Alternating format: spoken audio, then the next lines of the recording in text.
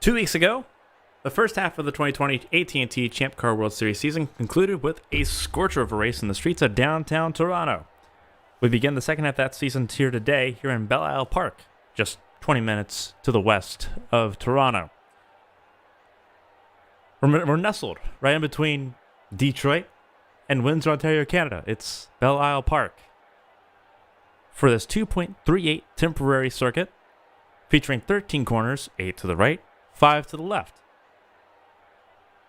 It is revered as many as the bumpiest track on the Champ Car calendar. Indeed, if you look at the front row, the two veterans of the Champ Car Series, Stephanie Porter-Kelly and Carmen Jackson. As with Toronto, each piece of this track is public road.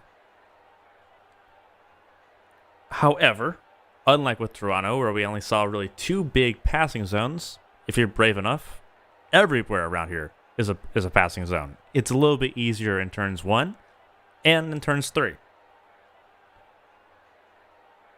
We enter Belle Isle having 10 different winners in 10 different races.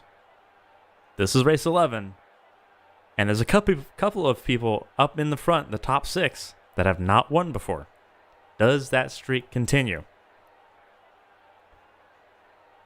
As you can see, partly cloudy, extremely hot in the 90s. I believe it's 93 right now. It's expected to get to 97 before the end of the race, which means the track temperature on the asphalt sections will be closer to 127, 128 degrees Fahrenheit, compared to that of the concrete, which is expected to be about 20, 30 degrees cooler. A lot of challenges are going to be on the teams and the drivers to give feedback on how to adjust to the varying surfaces that make up this racetrack. We talked about the 10 different winners. Hazel Lacasse is one of them. She made it into Q2, but despite starting on pole in Toronto, she's starting 9th here in Belle Isle Park. Going to be a bit more of a challenge if she's going to try to repeat. It's Stephanie Porter-Kelly with her second pole of the season, with Cameron Jackson alongside. Another Cat Dove Racing car, Kinemitsu Kinoshita, sitting in 3rd, with David Russell, the highest placed rookie in qualifying this time around, starting in 4th. Siri Lindquist qualified 19th in Toronto on her return to Champ Car Racing. 2 weeks later, she's a lot more comfortable. She's starting 5th alongside Sakura Ishibashi, who has 2 pole positions so far this season. Row 4 is Natalia Kurachenko, and Simona Leroux made it into Q2.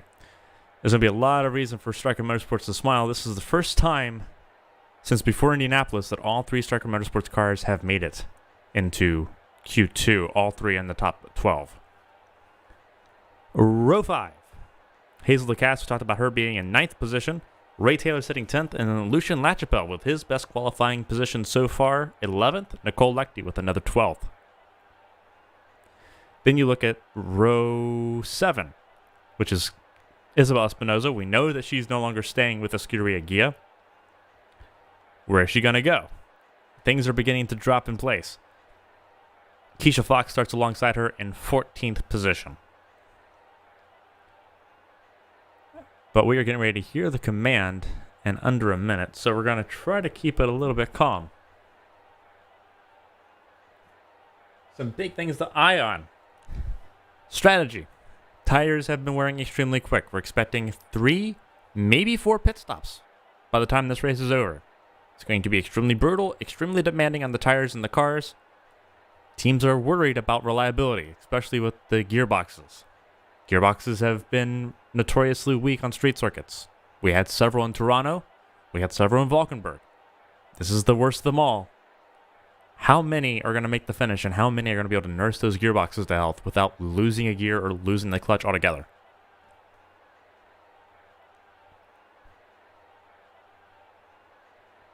So here we are. We're almost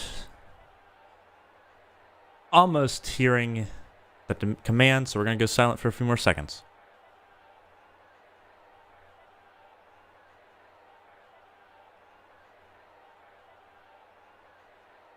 Drivers, start your engines!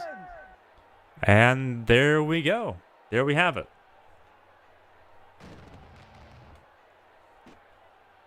Chevrolet Camaro pace car will roll off and lead the field around on this formation lap.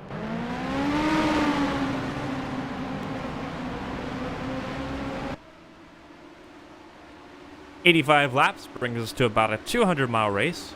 It's going to be a bit longer than what we had in Toronto. But it should be equally entertaining.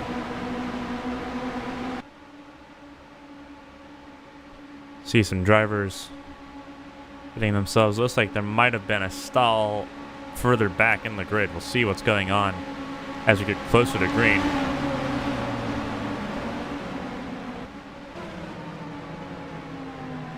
Seems like it's between Blackman, Marcelli. Marcelli should be closer, or should be higher up. There we go. He got himself sorted out. Looks like Jace Clark might be the source of the issue. Might have a technical issue with, on that 7 Black Crowes racing machine. Mercedes-powered cars have had more issues at the start of a race than any other brand so far. Would be a worry if those gremlins continued. We're in Belle Isle. It's the home of Chevrolet. It's the home of General Motors, and it's suiting to talk about how earlier in the week it was announced that Chevrolet will be returning to Champ Car Racing in 2021 using the same power plant used in the Corvette C8. So a lot of excitement pouring around. See the packed grandstands around Belle Isle Park. So look at the Camaro pace car.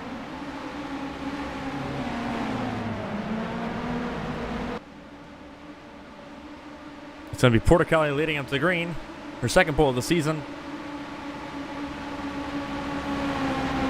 A 32-year-old looking to make another championship happen as they come around the final corner, turn 13. We're about to go racing. Pace car pulls in.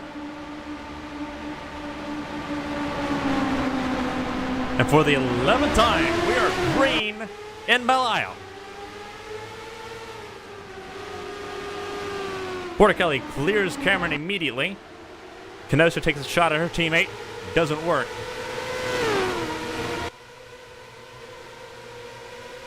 But it's Porticali clearing away. Then it's going to be Kenosha having the battle off David Wessel.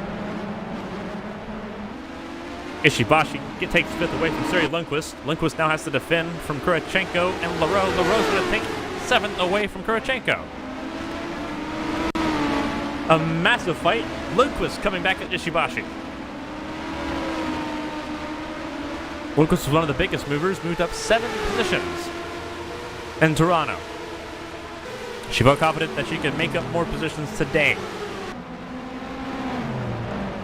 Showing that Sheik is definitely willing to fight. She has experience with Belle Isle. She's raced her a couple times before she moved to F1 in 2015.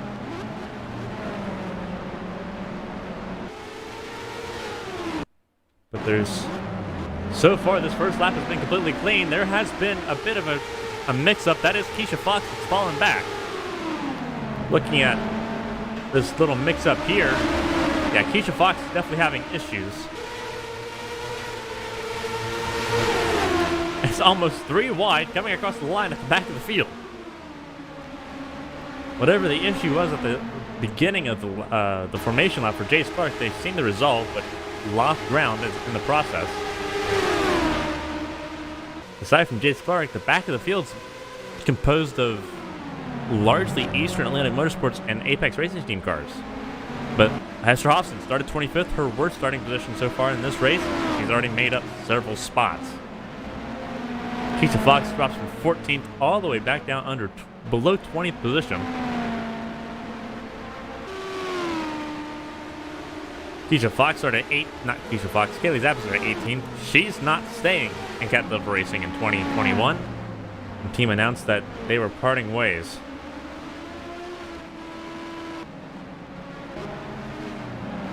Looking at Brad Neri trying to make the most of his half season with Swift Autosport.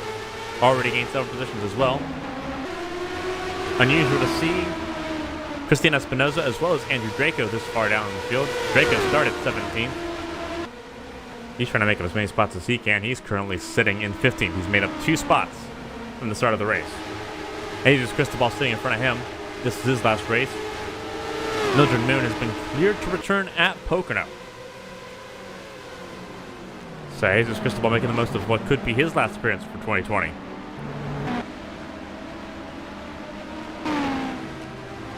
Ray Taylor. Isabel Espinosa's on the chart. She's in the top 10 now. She's gained 3 spots. Hazel Lacasse still sitting 9th. Natalia Kurchenko's lost 1 spot. She lost out to Leroux. Right now, it is Porter Kelly leading Jackson, Kenosha, and Wessel. With Sakura Ishibashi finishing out the top 5. Suri Lundquist sitting in 6th.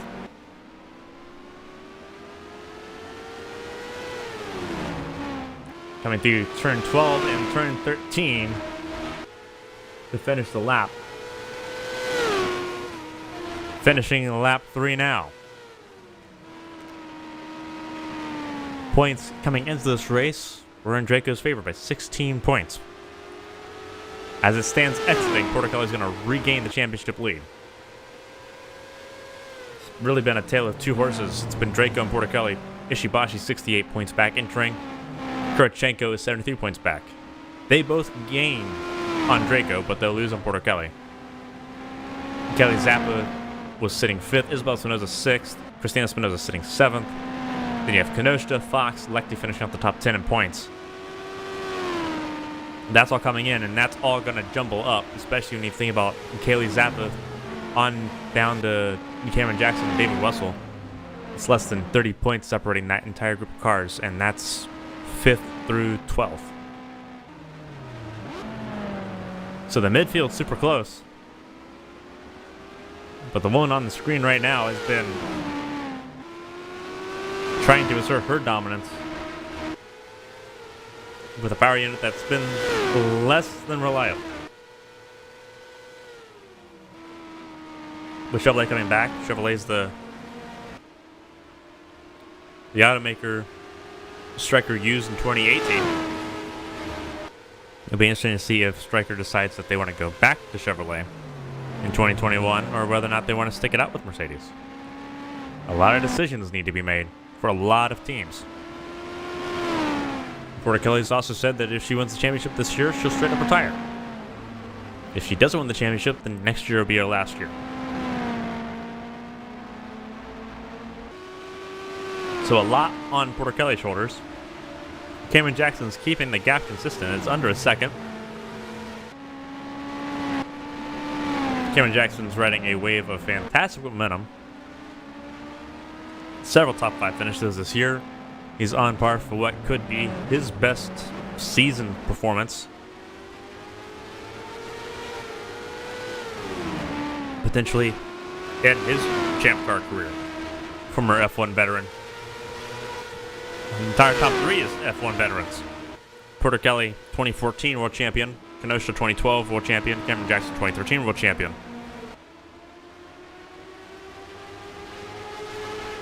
All of them have a lot of road course pedigree, so it's no surprise that they're up front. A lot of people have remarked that Porter Kelly and Cameron Jackson in particular have shown a massive improvement over their form in 2018.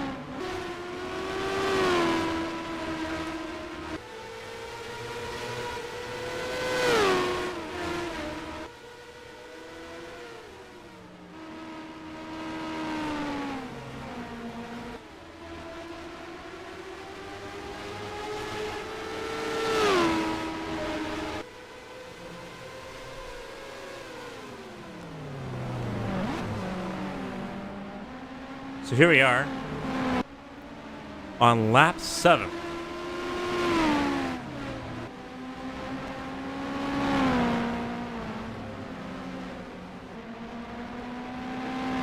Keeping an eye on Cameron Jackson. He's trying to close the gap. It looks like he might have closed the gap quite significantly. It looks relatively even between the top 3,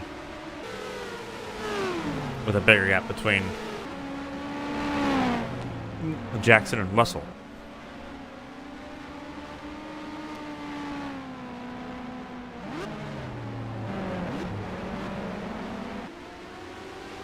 See Kelly's at the pit. She is now trying to stay on the lead lap.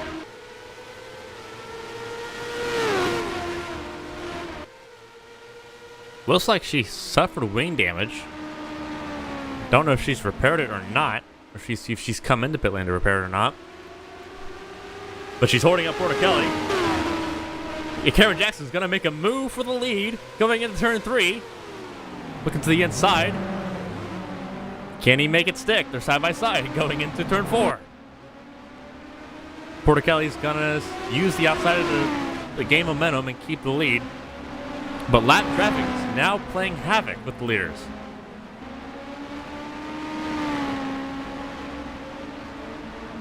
Porticelli's trying to get past Keisha Fox. She will do so. So now it's on Cameron Jackson to do the same and do so quicker than Porticelli.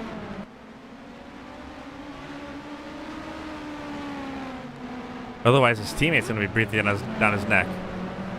Kenosha's won already. She won in Valkenburg. Going through the final corner here. Gonna try to get by. There you go. On the front straightaway going into turn 1. Gonna force his way through using the outside. It doesn't work. But Keisha Fox is too slow. Aerodynamics not in her favor right now.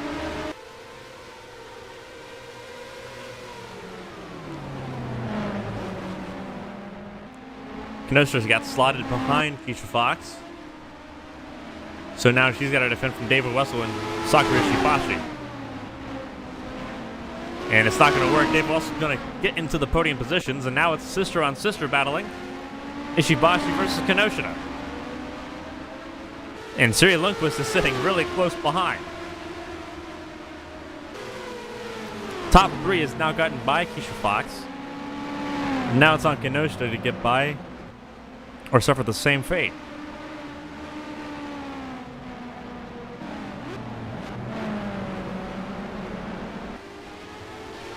You can see the damage on the... It's driver's right. Be interesting to see where she got that from.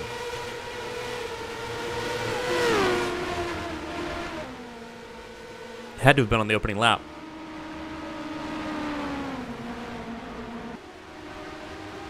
There she is on the outside. Keisha Fox blocking her once again.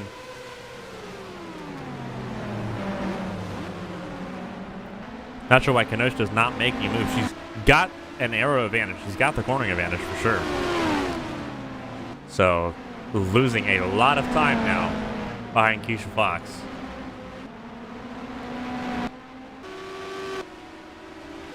Porticelli is checked out in this opening stanza. Then it's Cameron Jackson. David Wessel looking for a podium here. Kenosha finally gets by. Keisha Fox might be trying to help Siri Lundquist get in the top 5. Lundquist almost took a lunge. It is Ishibashi right there. But now you see that there is a train of cars behind Keisha Fox.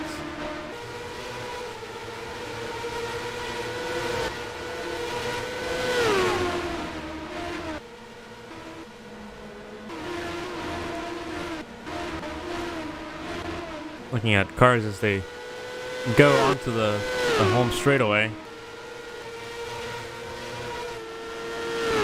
Looks like Tyler Parker's had issues. He's down. And there is a safety car. Safety car is out for some reason. It might be for those cars that we just saw go by. So a safety car neutralizes the field. So now we'll take the chance to look. We'll see what happened in that last lap. So there was an issue.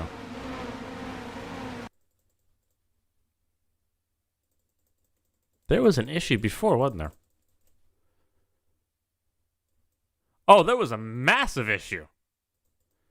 And this was an issue before. There was a massive issue. Holy. See if we can get a better angle of this. Oh, he just lost traction. And then Ronald Walker slid to avoid him. And then both the Eastern Atlanta cars. So a 4-car accident because Tyler Parker lost traction, got loose and lost it. And cars got loose trying to avoid him. So that's what happened. So this changes things.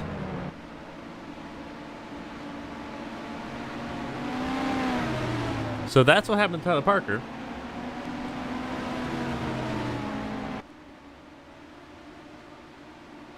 And you can bet all of the leaders are going to come in. We talked about tire wear at the beginning of the show. You can bet tire wear is going to be the reason these guys come in. So now it's on to the lap cars.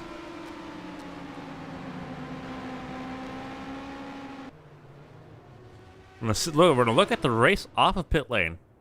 See who inherits the lead here.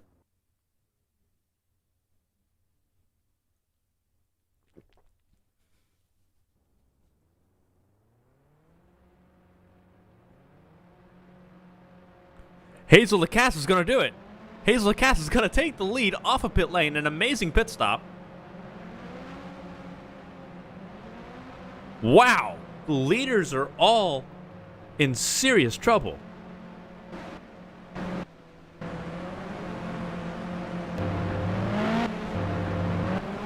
What happened to the leaders here? All of the top 5.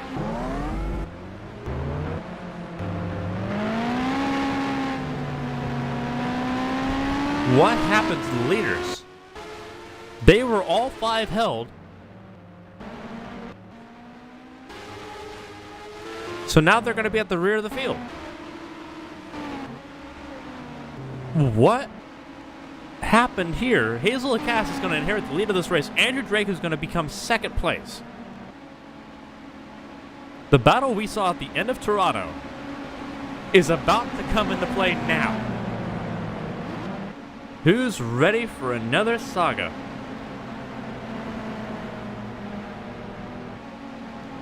I am curious to know why the entire top 5 were held.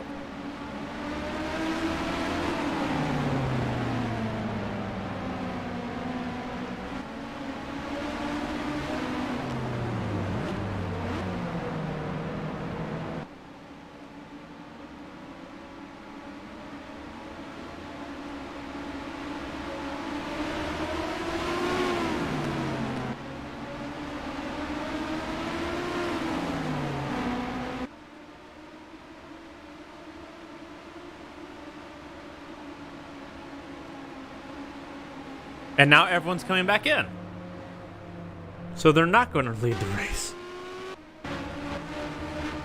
So this race lead actually goes to Sakura Ishibashi.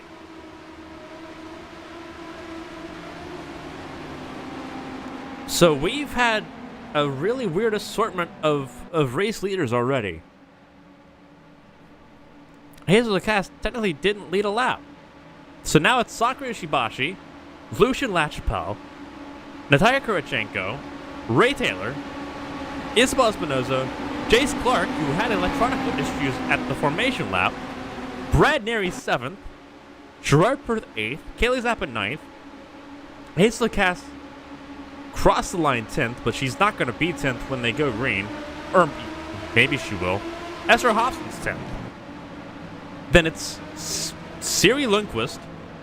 Then it's Stephanie Porter Kelly. Then it's David Wessel.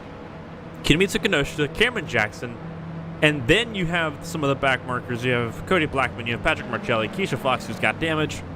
Then you have Andrew Draco, Nicole Leckie, Jesus Cristobal, Christina Espinoza, Hazel Lacasse, and Simona Leroux. Tyler Parker was in the pit lane as well. Why? Sorry for the voice crack and sorry for the confusion, but I don't get it.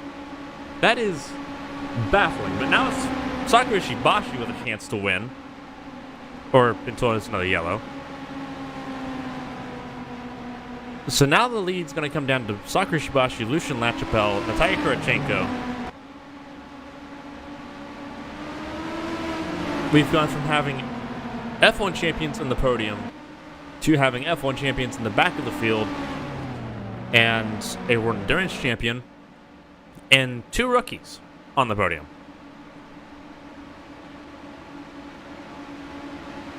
And there's still another lap of caution.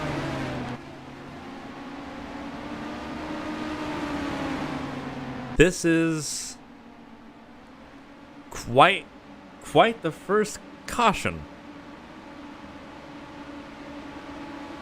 We do have run retirement. That is the 97 of Ronald Walker, who went over about the most graceful flip we've seen. He is okay. He has been checked and released from the infield medical center. Patrick Marcelli, Keisha Fox, and Tyler Parker all 1 lap down. 22 cars on the lead lap, 25 still running.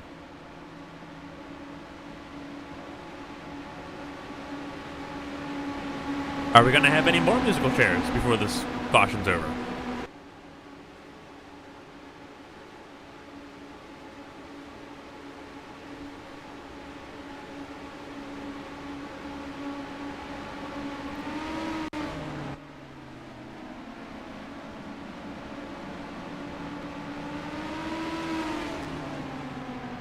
So here we go.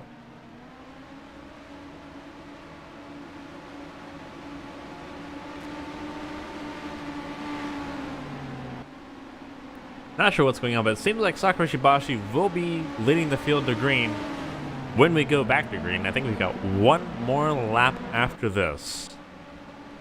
We'll know when they cross the line. The pace car lights will stop flashing.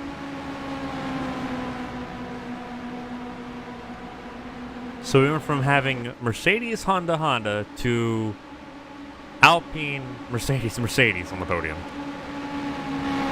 We're not even a quarter of the way through this race yet.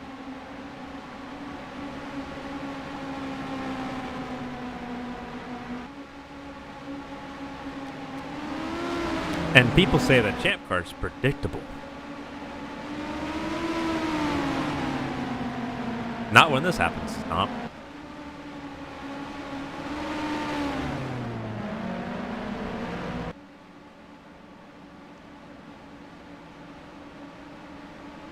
I am going to be super curious to see what the decision-making process was for some of these calls.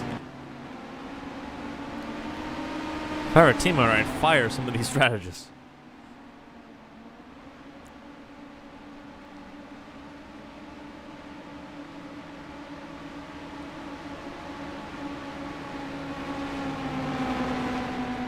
Crossing the start-finish line, it looks like we are going to have 1 more lap. Yep, the lights are out, so we'll be going green at the end of this current lap. And there is someone coming down pit lane. Porter Kelly's having issues, it looks like. She's coming down pit lane. And then it is Keisha Fox, who looks like they're just trying to fix the wing. That seems like a pretty interesting scenario. Porter Kelly. Looks like they're taking care of her car too. She's off really slow. That might be an actual issue here.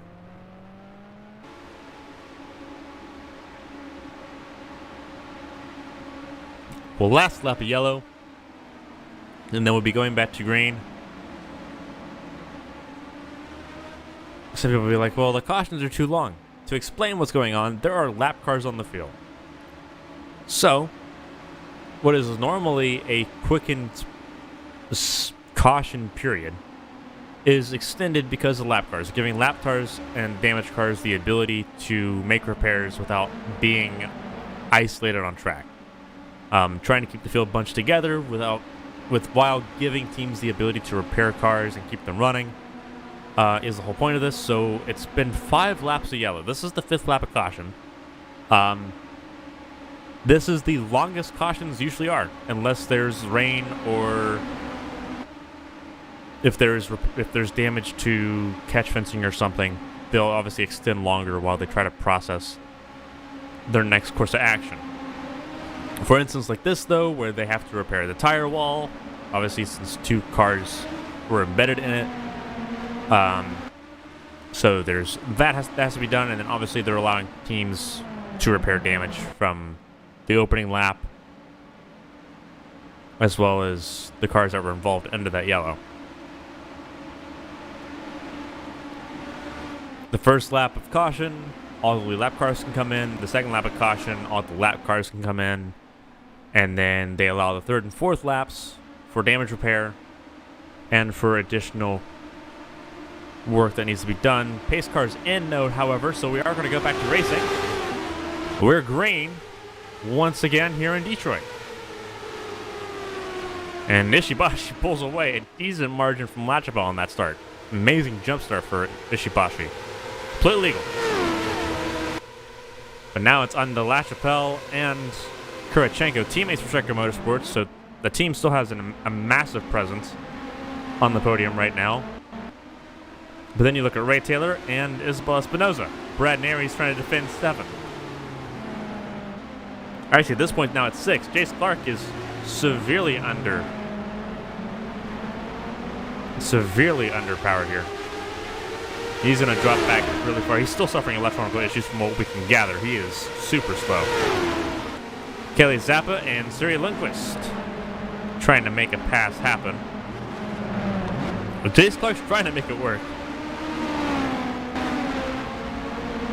Little engine that could. This is Esther Hofson. She started 25th. She restarted 10th. She's probably not there now.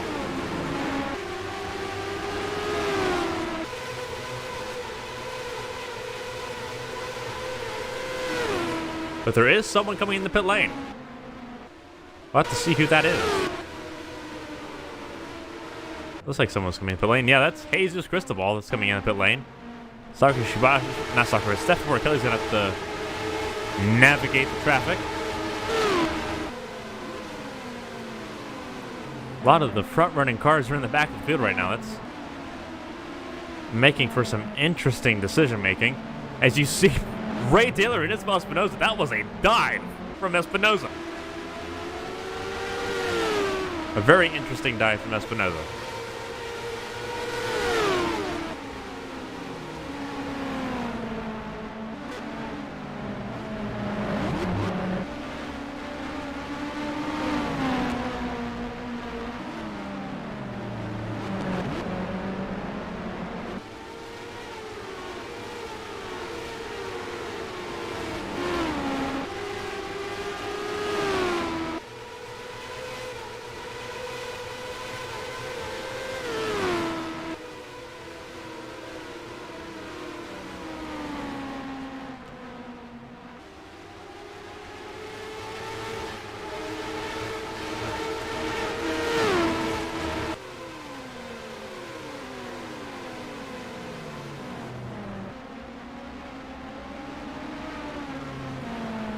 So we're watching Espinoza.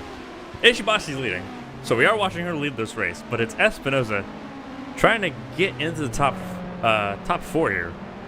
Trying to break up the Mercedes 234 going on. Give Honda some representation on the podium if she can. The other LM competition car, Ray Taylor's driving 1. Gerard Perth is the one we're looking at right now. He's trying to get past Brad Nery.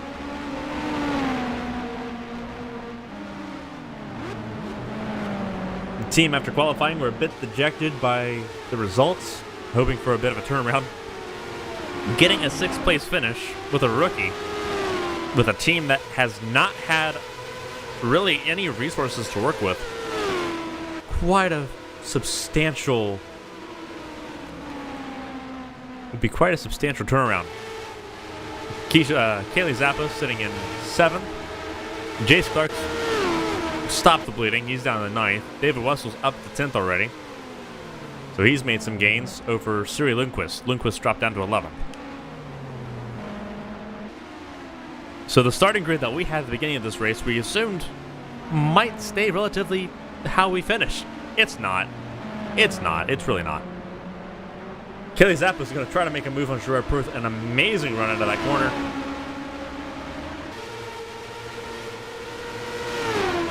Moves to the left, moving to the right. having to sit behind Gerard Perth as we go through 7, 8, 9. And there's turn 10 and 11.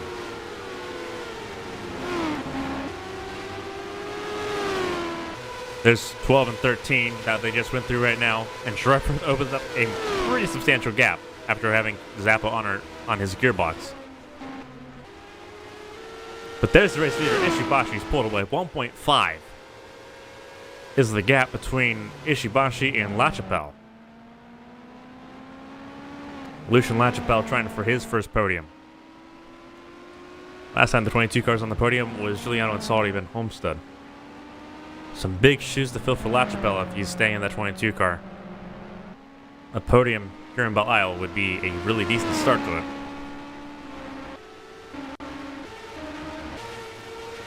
Kurachenko looking for another podium as well. She's sitting third. She's sitting pretty comfy ahead of Ray Taylor.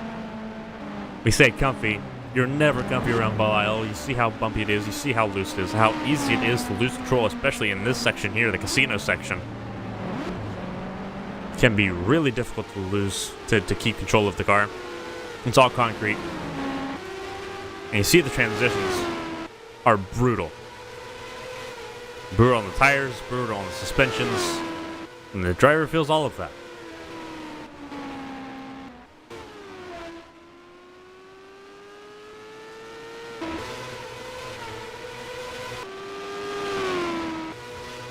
You see the damage outside of Parker's car. He is sitting as he's a sitting duck. Jesus Cristobal still sitting in pit lane. He is now 4 laps down.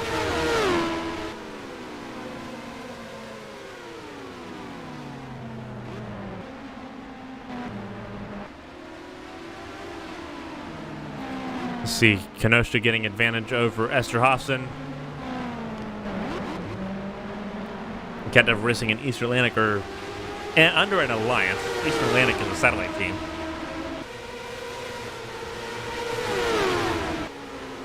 They receive parts and technical assistance from Cat Dev Racing. While it's done wonders for Cat Dev Racing, it's not done well for Eastern Atlantic. One would have to wonder if Cat Dev Racing is reviewing that deal. But Austin lets Kenosha buy really easy and holds Andrew Draco back, so that deal still has some perks on track. And that was for 12th position, so that's pretty crucial.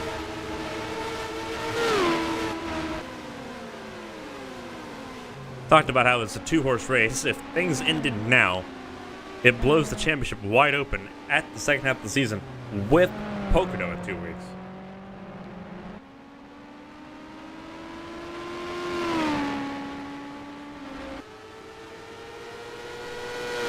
So that would be almost vital.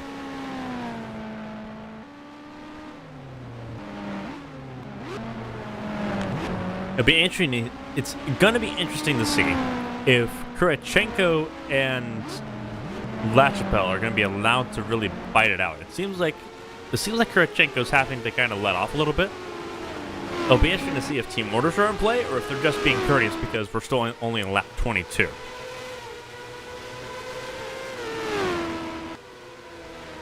So there is a bit at work.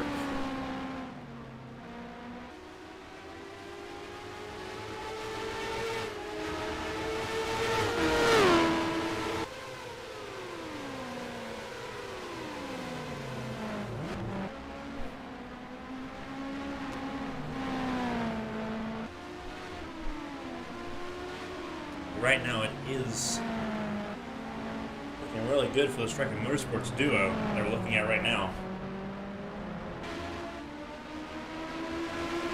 I can't think of a race where the rookies for that team have outscored Porter Kelly, but they're both sitting to do an amazing job at doing so. Obviously pinning the next 2 pit stops.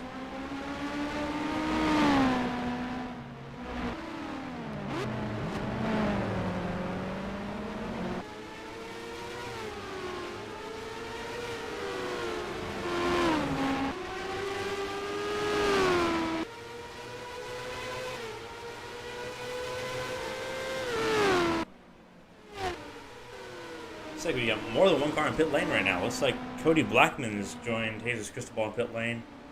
Technical issues are happening in bunches right now. It looks like that is a safety car, actually. Yeah, that is a safety car, likely for Cody Blackman. Makes sense why he's sitting in pit lane right now. Also explain what could potentially be damaged. We'll go ahead and take a look at that. See what might have caused this yellow. Yeah, he's in the tire barrier. And it is Nicole Leckie that's sitting there. And Nicole Leckie had a rough time as well. But she's still rolling. Blackman, however, stuck in the tires. So Leckie made a very ambitious move. And it did not pay.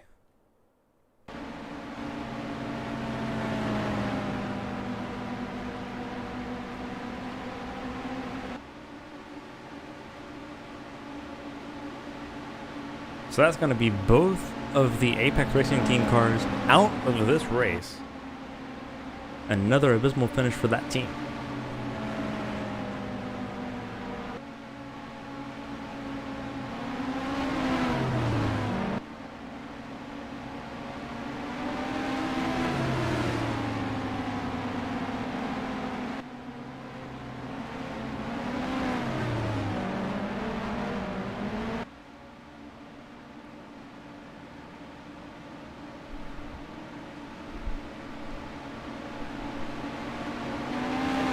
So now we're in center yellow as we try to figure out everything. We should be seeing pit stops this time.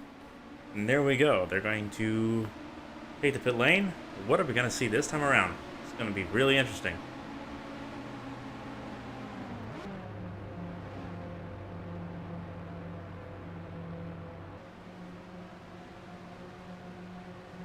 So 2 retirements now on the list, and it is Cody Blackman and Ronald Walker, as talked about before. It'd be interesting to see if they retire Nicole Leckie's car. See the lap cars going by. You can hear them under the camera. Ishibashi led entering pit lane. How does she stack up exiting? And there's contact between Taylor and Kurachenko, but that'll give Isabel Espinosa the lead now. A very quick pit stop for the 36 crew. That contact with Ray Taylor and Natalia Kurachenko might have just given this race away right now. Espinosa looked really strong. She started 13th, so she's gained 12 positions so far in this race.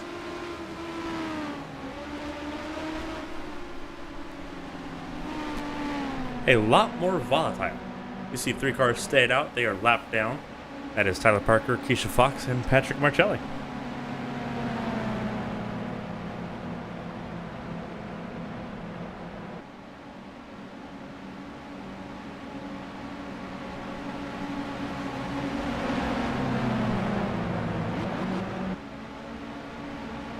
And Tyler Parker's got an engine expiration. His engine's gone. And he's not going to make it back.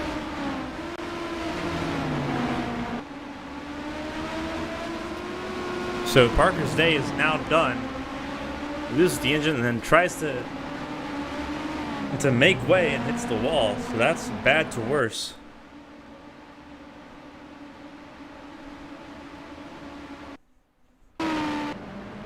See, Leckie is still running. More bad luck for Tyler Parker.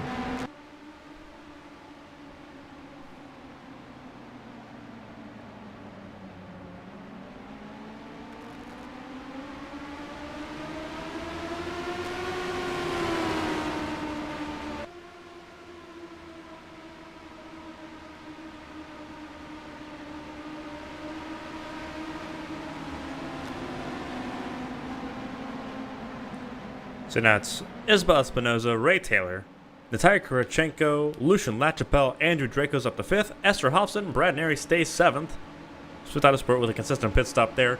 Jace Clark, Sakura Ishibashi drops from 1st to 9th. That is a bad pit stop. Then it's Christina Espinoza in 10th position. 11th is Gerard Perth. 12th is Siri Lundquist. 13th is Kaylee Zappa. 14th is David Wessel. 15th is Stephanie Porter Kelly. So she's making her way back up after the first caution roulette wheel. Kenosha Jackson, that's 16th and 17th. Simona LaRose down to 18th position. 19th is Hazel Lacasse. And then Nicole Lectie, the last car on the lead lap, sitting in 20th position.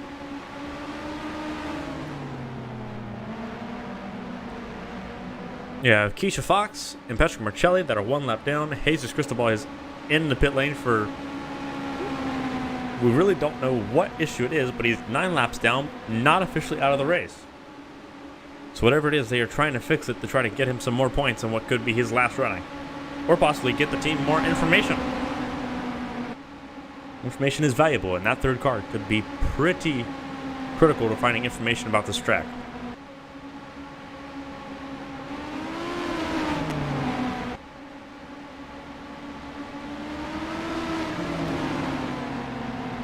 So here we are.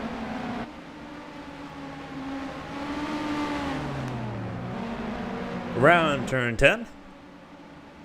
Not around turn 11, excuse me. Turns 12 and 13 are coming up.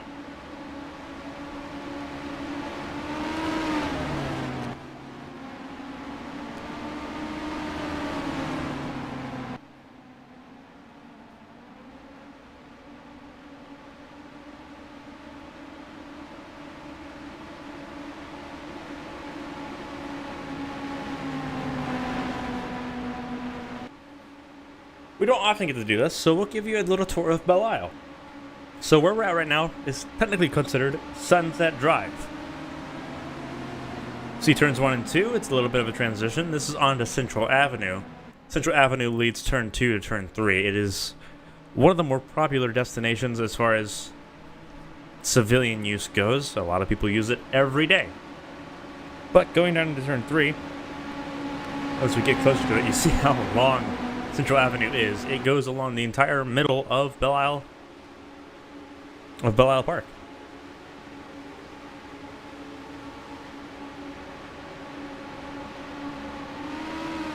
Turn 3 leads on to Fleming Street. It's a very short little turn. Turn 4 gets us off of Fleming Street and onto Loiter Way. Pretty catchy name, if I say so. Turn 5 is another left, leads on to Picnic Way, and then turn 6 leads us off Picnic Way onto the Strand. Why it's called the Strand? I don't know. I've not had a chance to ask any locals. But then we have the Strand that winds all the way through here. See, under the Corvette sign we're going to go through the trees. Right turn is turn 7. This leads us around the casino. Casino's going to be off to the driver's right behind those signs. We have 8, 9, 10, and 11 in this complex right here, and 11. Turn 11 here will bring us back onto Sunset Drive.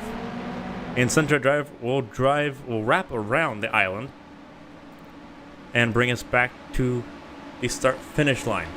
This point we're about to reach right here is the westernmost point of the island.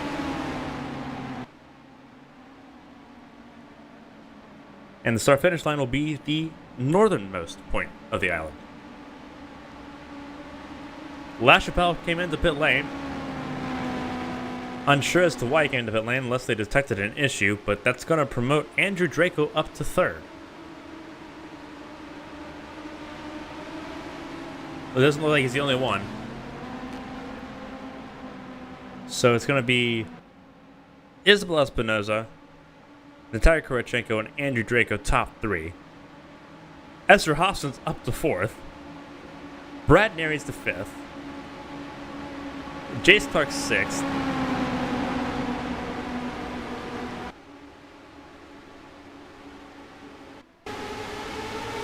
Jesus Cristobal's still in pit lane.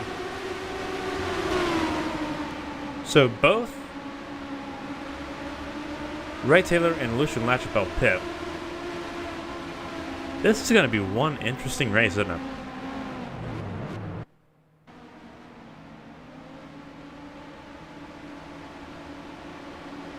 Pit lights on the pace car off, so we're going green at the end of this lap. Ready or not, here we go.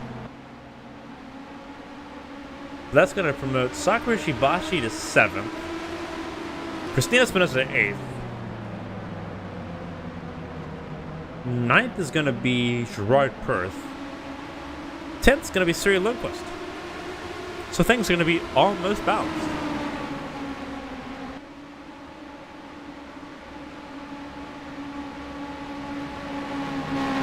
So we gave you a little tour of what Belle Isle Park is going to look like. Right now we're in the southernmost part. This is the part that is closest to Windsor, Ontario, Canada. Now we're through the casino part.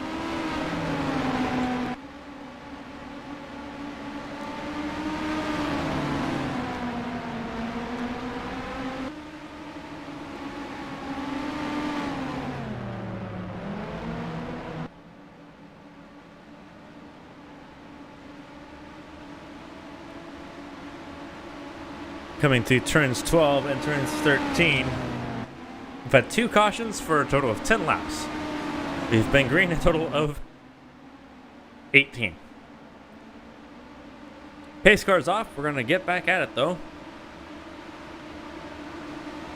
At Espinosa's discretion, there she goes. Right after the gap in the pit wall. Lundquist already trying to make a go for it. That's 3 wide for 10th. Zappa thinks better of it, but Lundquist going for it.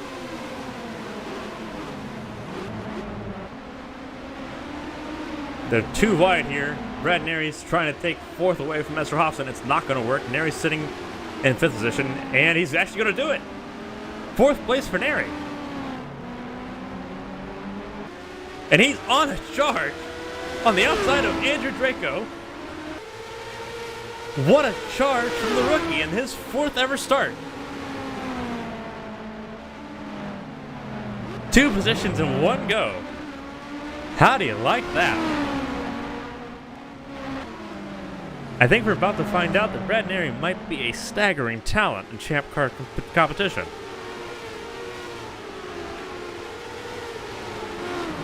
Shot away from Esther Hofson and used that momentum to just launch past the 2017 world champion.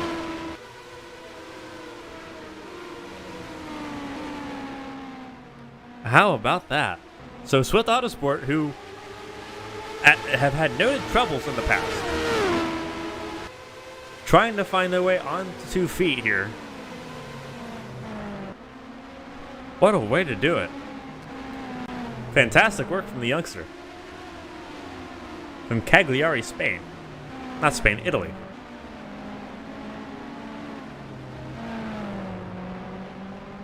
No idea why I said Spain. With Esther Hofson sitting in 5th behind Draco. Battle for 6th. Heating up between Jace Clark and Christina Espinosa. Espinosa launches it in. That's turn 7, turn 8. They're still side by side. Espinosa's going to take it here, though. Can't help but think that the 7 car is down on power. He is hanging on for dear life, though.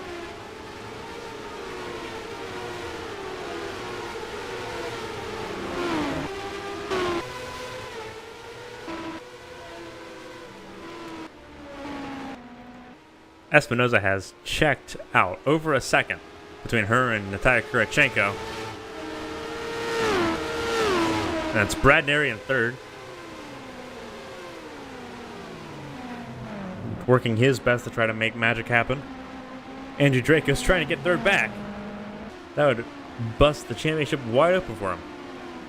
He would start walking away almost indefinitely with how low Porticelli is sitting in the standings right now.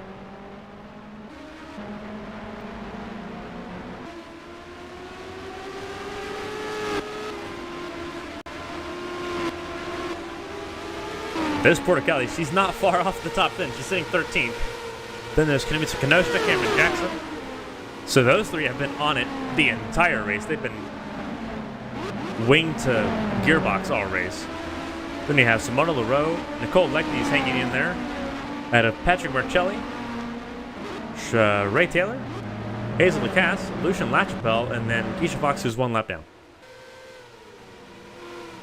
1.4 is the gap between first and second now. It's to see if Brad Neri can try to reel in this Recca Motorsports car, try to possibly take second away. As you see further back, that is Esther Hofson and Christina Espinoza. Hofson in the pink and white. Christina Espinoza in the blue and white. The Miller Lite car. And no problems with that. Jace Clarkson are trying to do the same.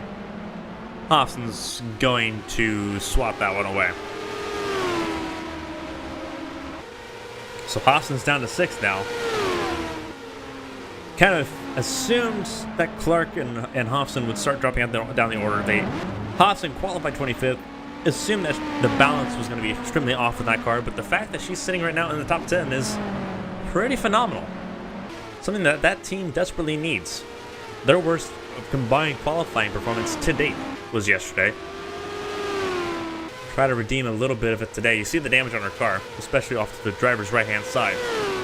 She's not driving a completely put-together race car. And Jace Clark's not either. He's missing some power. Trying to make the best of it happen. They've got dirty air on their side that they can use as a defensive mechanism, but especially in the corners, they're getting swamped. And that is almost contact between the two. Jace Clark has a win. He won in Brno. Hofson has a podium. But that's the best she's been able to muster, and that was at the beginning of the season. Ishibashi got swamped. Suri Lindquist doing battle with Ishibashi once again. Up the curbs there going into turn 7. Still trying to make something happen here. And she will. 9th place for Suri Lindquist once again. That mid-pack is looking really feisty right now. Ishibashi's trying to come back. Turns 12 and 13, try to make it happen. It didn't stick.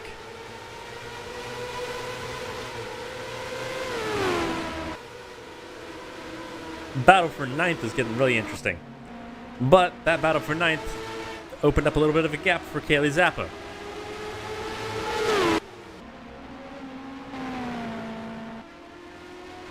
The gap is sort of stagnated between 2nd and 4th, but it's being led open by Isabel Espinoza, trying to make her case as a free agent for right now for 2021.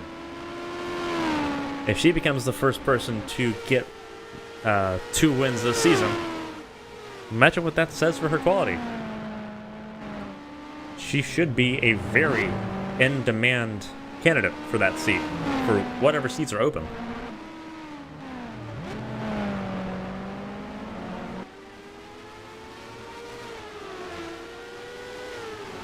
We know Cat Devil Racing now has an open seat.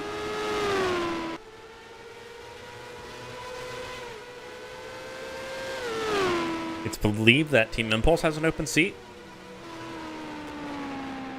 If Porter Kelly does indeed retire at the end of the season, that's Recca Motorsports with an open seat. There is a lot of potential open slots for drivers to slot into. A lot of changes could happen this offseason. And some of that may start soon.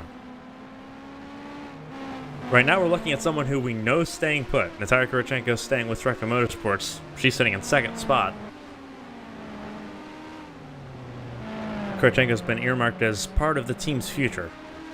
With her stats so far, it's hard to argue. She's sitting 4th in points, dominating the Rookie of the Year standings right now.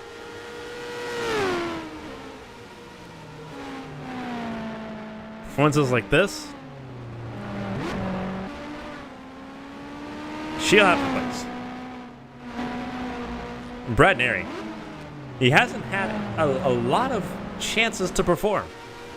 His debut race at Texas ended after a few laps due to an engine issue. And the team didn't really have the balance on for Toronto.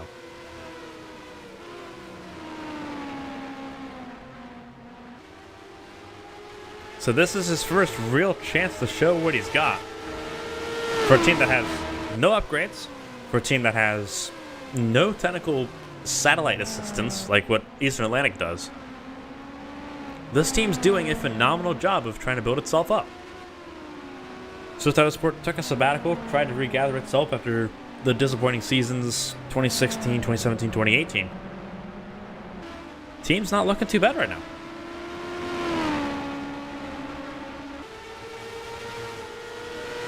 Not very many people, excuse me for my tongue twisting there, but not too many people have been able to pull away from Andrew Drago, especially with absolutely no chance of defense from Draco. Draco's usually been able to fight for something. He had nothing for Neri. And Draco's not looking too shabby right now. He's staying on board. I will say that the Agia team is looking really good right now.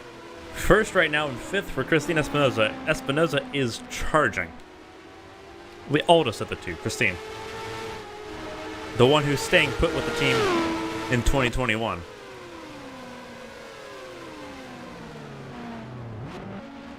There is very much a pride thing on the line for Christine Espinoza, knowing that her niece, who's leaving the team for who knows what team, is currently leading this race rather confidently.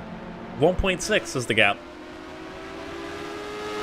However, it is beginning to shrink. Neri, however, is getting on the gearbox of Kurachenko. Confidence is coming to the rookie.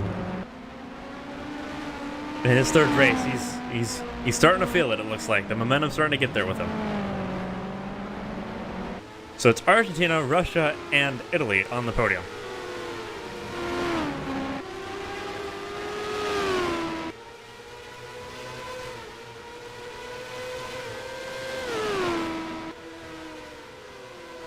We are just a few laps away from halfway.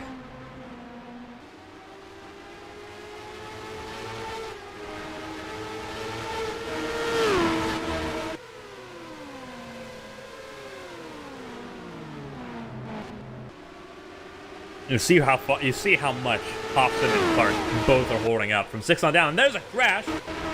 That is teammates. That's teammates. Captain versus teammates. That's Kenosha and Jackson. Caution's going to be out. That is the cardinal rule. Don't wreck your teammate. And that is significant damage for Kenosha. Significant damage.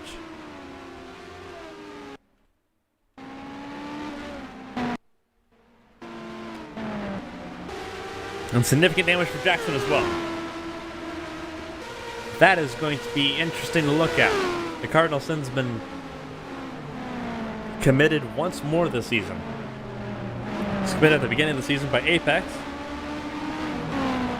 It was committed in Valkenburg by Cherokee GP, and now it's happened to Cat Devil Racing. Two of the fastest cars in qualifying, two of the cars that I think were able to get the most out of it once they climbed back through the field. Kenosha has the second fastest lap of the race, Jackson with the sixth fastest lap, but that all has come undone.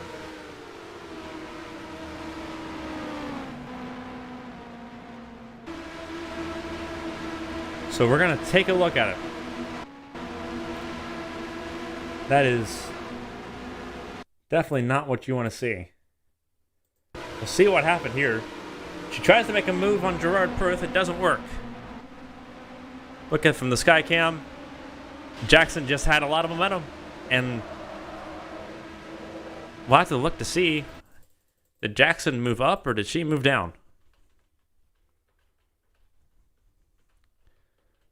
We'll look at Cameron Jackson real quick. Here's the onboard.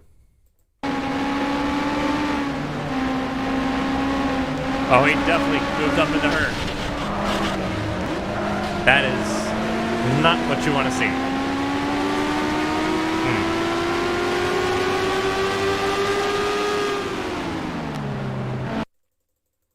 We'll take a look at it again from Kenosha's point of view. She takes a lunge here. It doesn't work. She's stuck wide. And she doesn't move until she's hooked. And that is significant damage to the 18 car.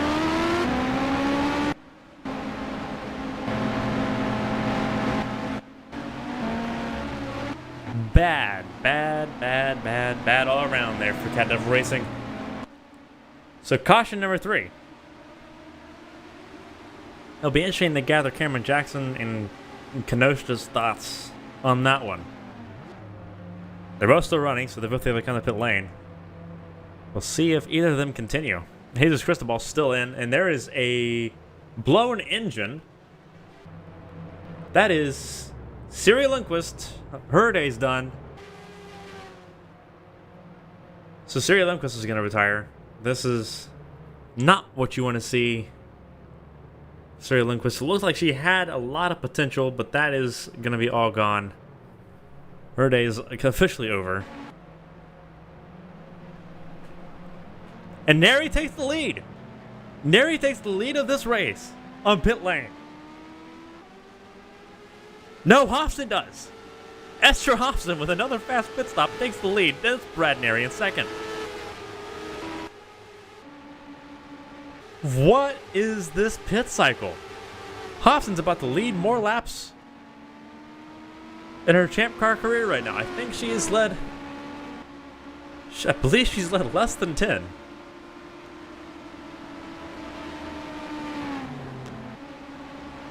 So one team's misfortune is another team's treasure.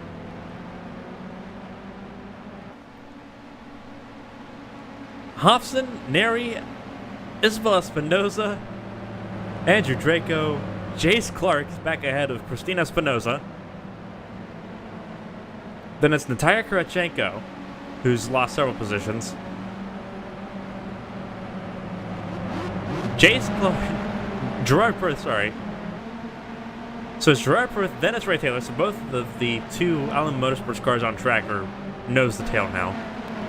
Kaylee Zapp with the last clean-looking Cat Devil Racing car. Then it's Nicole Lecty, Sakura Ishibashi, Lucian LaChapelle, Hazel Lacasse, who's been mired in traffic all race long. David Wessel, Cameron Jackson, who that wing's still not completely fixed, but it looks a little better. Stephanie Porter Kelly, who's somehow still last. And then Kinomitsu Kenosha, whose front wing looks all sorts of messed up, but there's only so much repair that you can do with those front wings. Lap cars come in, so now it is going to be Esther Hobson leading. Brad Neri comes back in. They did not complete Brad Neri's service. So Neri has to give up his position, likely to fix a tire. Whatever it is, they fixed it, and he's back out rolling, but he's given up all that track position.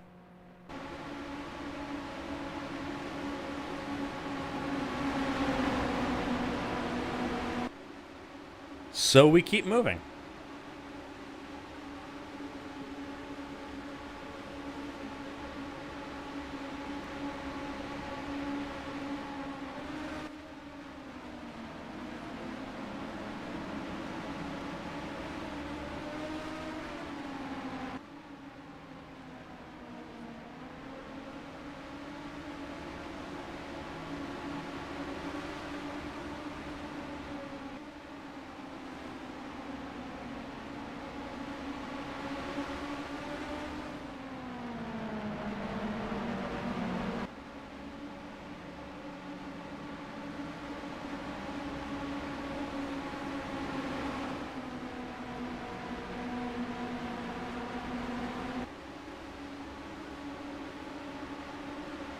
So here we go.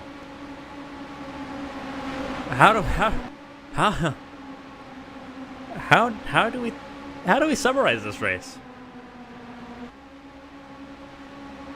How do we do that?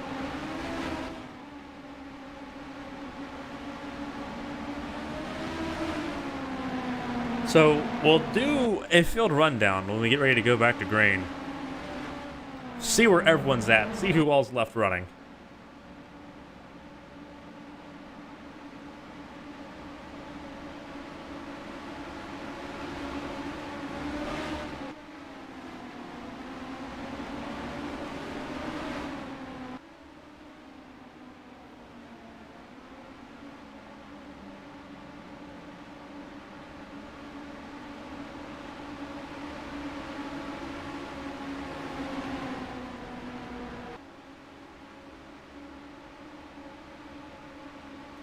Lights still flashing, so we got at least one more lap after this. Alright, so it's Esther Hofson, Isabel Espinoza, Andrew Draco, Jace Clark's up to 4th, Christina Espinoza 5th, 6th is Natalia Karchenko, 7th is Gerard Perth, 8th is Ray Taylor, 9th is Kaylee Zappa, 10th is Nicole Lecty, somehow. Somehow, because she had a pretty significant accident with Cody Blackman earlier. So how she's still running is beyond me. How she's top 10 is even more puzzling. Sakura Shibashi was leading at one point, down to 11th. Lucian LaChapelle was on podium at one point, now down to 12th. Hazel Lacasse started 9th, has been everywhere but ahead of 9th. But she's still running, so there's still possibilities there. Simona LaRoe has had a quiet race, sitting 14th. Dave Wessel was sitting 3rd at one point, now he's sitting down in 15th. Then it's Cameron Jackson, who just had a massive incident with his team leader, Kinemitsu Kinoshita. He's sitting 16th, and it's Stephanie Porter Kelly, Kinemitsu Kinoshita, who's still running somehow. Then Brad Neri, who was sitting, who looked like he could possibly inherit the lead of this race, but a tire was not tightened on the car, so they had to come in, tighten the car before something significant happened. But now he's all the way back down in 19th position. And then it's Patrick Marcelli and Keisha Fox that are still running. Jesus Cristobal is technically not out, but for the sake of fairness, essentially is out.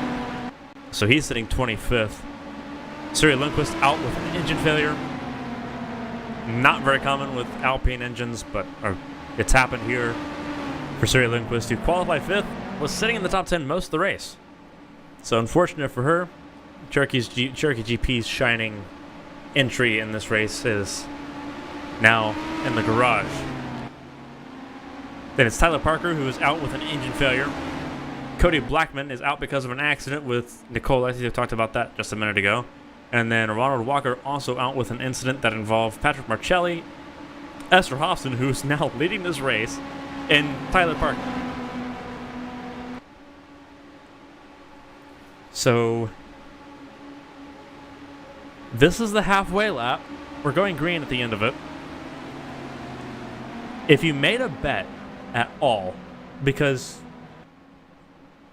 some of the race sponsors include MGM Grand Detroit, so if you made any bets,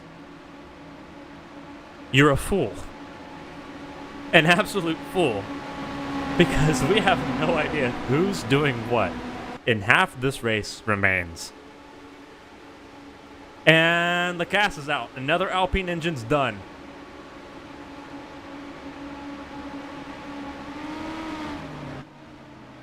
Hazel Lacasse, who won in Toronto, will not be repeating it here. Her day's done.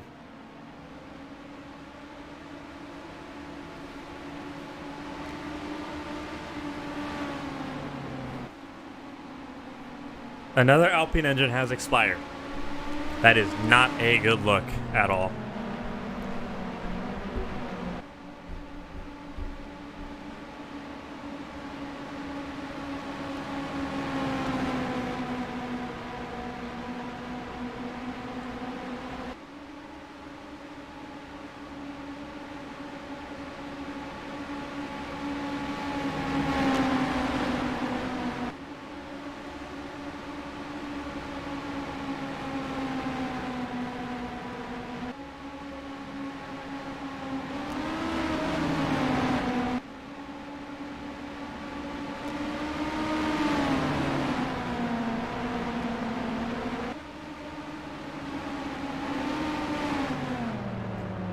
So we're through turns 13 here. Pacer's going to come in right about now. Never mind. This is turns 12 and 13. I don't have access to the telemetry these teams have, so I don't have the track map. But here we go. Now pace car's off. There we go.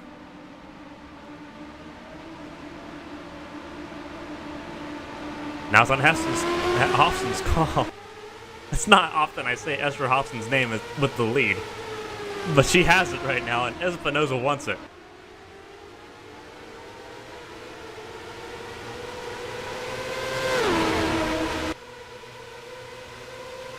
Isabel Espinosa is going to try to make a lunge. It's not going to work right now. It's a Honda 1, 2, 3. Honda looking really good in Chevrolet's backyard. Might be a point trying to be made, potentially.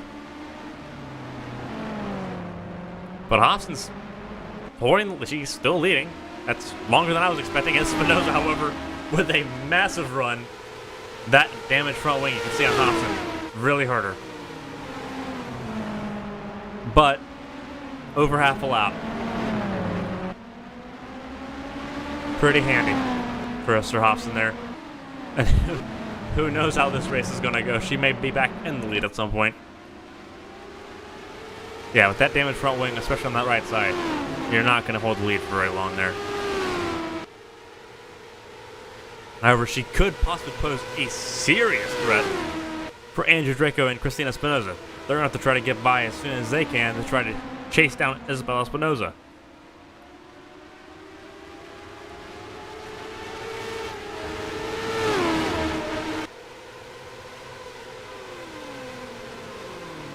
Coming into turn 3, Hobson still holding second, and it is quite literally a train behind her.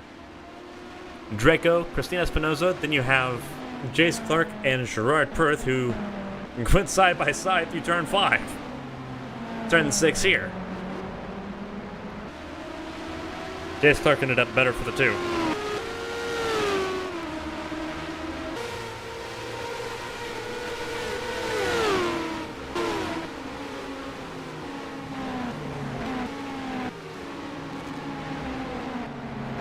So Brad Neary's going to try to make up ground. He's already made it back ahead of the 18 car, so he's gained 2 positions on that caution if you include Hazel Lacasse, who is now out of this Grand Prix.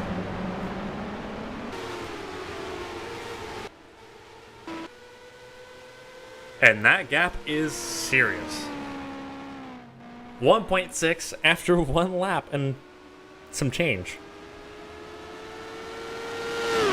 Everyone just tuning in, this is the second half of the race. And due to Esther Hobson being essentially a kidney stone to pass, Isabel Espinosa sitting with a very impressive lead on the streets of Detroit and Belle Park. Esther Hobson holding second as hard as she can. It's preventing an Escuria Gia 1-2 and preventing a potentially awkward 1-2 podium. Draco not wanting to give up the podium so easily. It's a Honda 1, 2, 3, 4.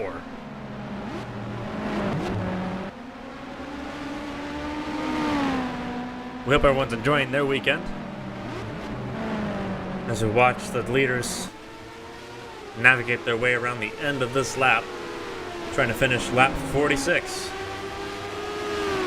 We're at 40 to go, coming to 39 to go this time. And Nicole Lecty's back in pit lane. The orange and silver TE connectivity car.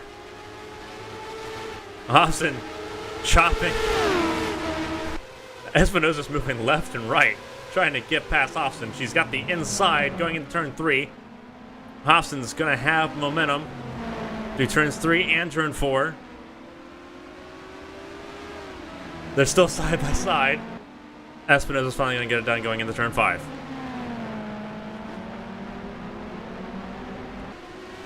So now it's a 1-2 for Agia. This is the result we thought would happen races ago, but it never has. And now that it looks like it could, it's not the same. The younger Espinosa, Isabel, leaving the team at the end of the season under very controversial and very dramatic terms. A giant power struggle with the Scuderia Guillotine has very much fractured the fan base in Argentina between the two drivers. Right now, they're both 1-2. Be interesting to see if Christine can hunt down Isabel. Give us a battle, give us a little taste of a battle that we have not yet seen this season. Draco's going to try to get past Lacasse and not Lacasse, Hofson. Too many pink cars in this field right now. Hofson trying hard to hold on to that podium, but she's in a wounded car. And Draco's going to pull alongside as they approach turn 7. And he's going to make sure it gets done. Hofson trying to come back, but Draco's got the momentum. He's going to take away 3rd place. Still a Honda 1-2-3, and Hofson could very well help ensure that happens by holding up Gerard Perth behind her.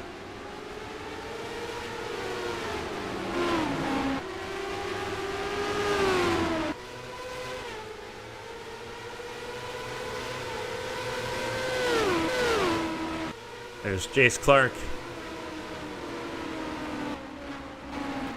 sitting in 6th position, sitting very competitive, despite what we've heard is a massive battery failure. We talked about before how there's 2 different batteries in these cars. There used to be a push-to-pass system that was abolished, but that second battery became useful for a lot of telemetry. Well, it seems like whatever failure is going on in that car has affected both batteries in the 7 car. So he's running really blind right now. The team can't give him information, and the information he's probably seeing on the steering wheel likely isn't correct. There's a lot of technical stuff going on, and the 7 car is trying the best to make it happen. He's been lucky to have so many cautions because he's not had to run a tank dry. He's not had to really worry about tire temperatures and all that stuff because he's not able to see any of that on the steering wheel right now. So that massive battery failure, for him to be driving through it, shows a lot of skill and a lot of determination from the 7 car and from Jace Clark. That team is doing everything they can for him, and he is trying his best to bring it home. But that is, right now, 5th. He got past Gerard Perth relatively clean and pulled away. Gerard Perth lost so much momentum in the casino section of this track. And now he's going to try to get past Esther Hofson, who he battled in Brno for a period of time. On way to his victory by an astounding margin all the way back in March. So, interesting story there from the 7 crew for Jace Clark.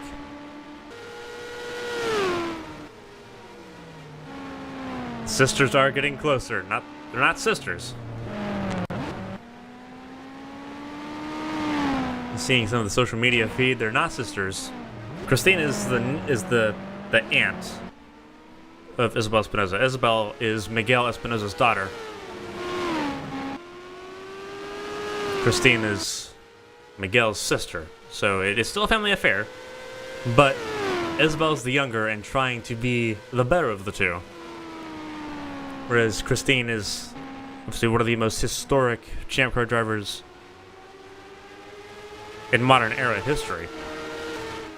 Andrew Draco has sailed clear for 3rd.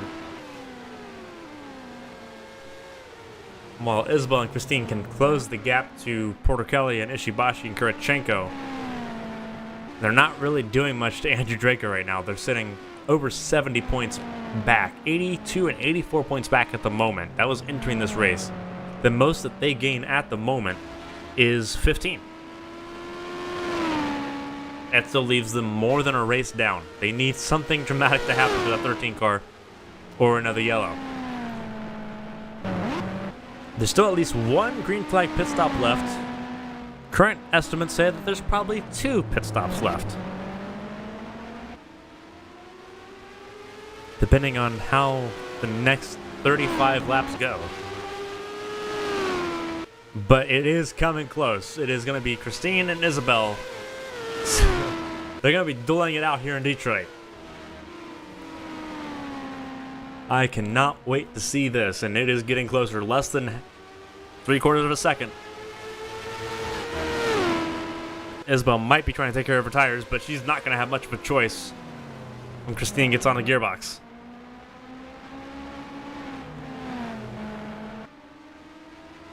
We could be seeing a fantastic fight in the works. We saw it in Toronto between Draco and Hazel DeCasse. DeCasse, unfortunately, out of this race with an engine failure. The second in 3 laps for Alpine from the halfway point of this race.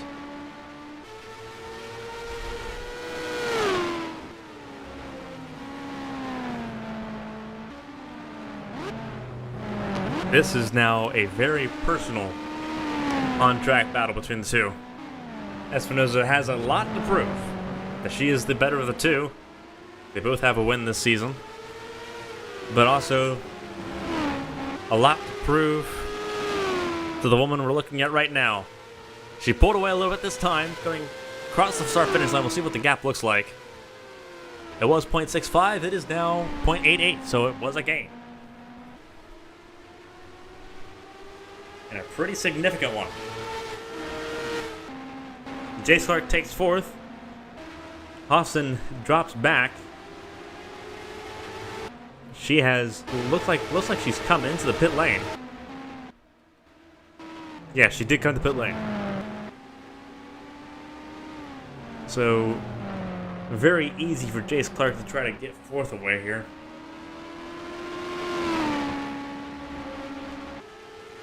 But here's the battle.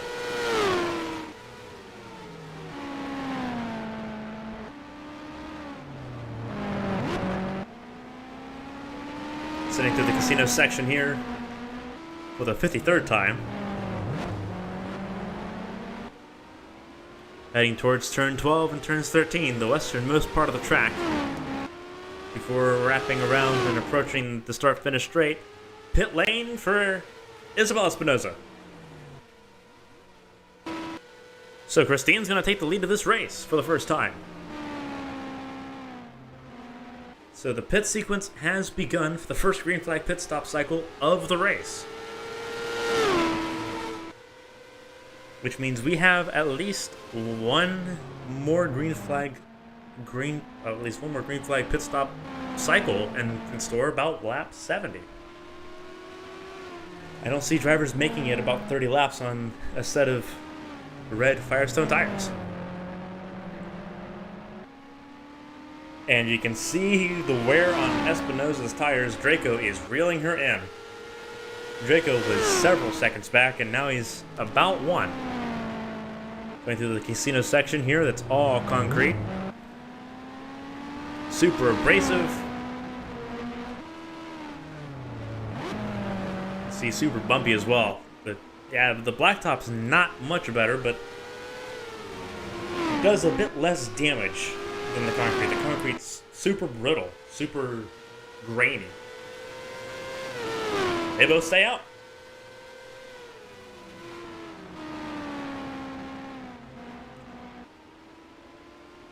A caution now would throw a lot of what they're trying to do right now. They would throw that all away. They're trying to overcut. People less familiar with what the strategy is. An overcut is you try to stay out long enough to where the person that you're trying to stay out longer than, or the person you're trying to get ahead of, gets stuck in traffic and loses time. You're trying to rely on that, and you're also trying to rely on either a caution sometimes, is what can possibly happen, or if you're dealing with like a fuel mileage race, you could be trying to make fuel mileage.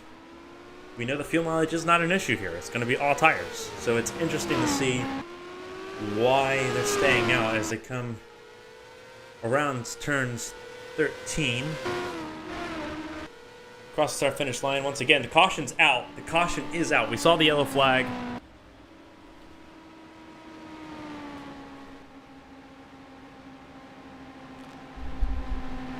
We don't know why. It's in the middle of the pit cycle.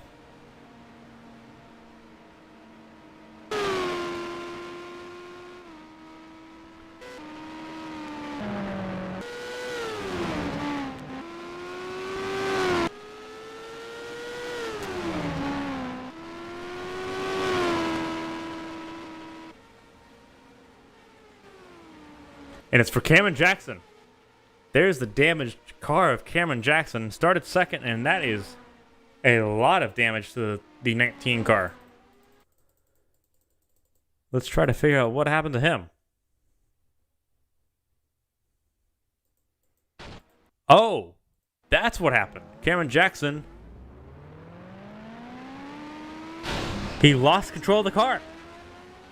He gassed it up too hard under braking, or under acceleration, getting out of pit lane. That is bad news.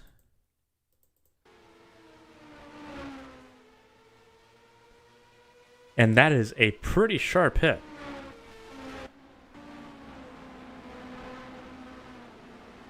So he comes out of pit lane, and he's already fighting it. He's already fighting it. A hard hit.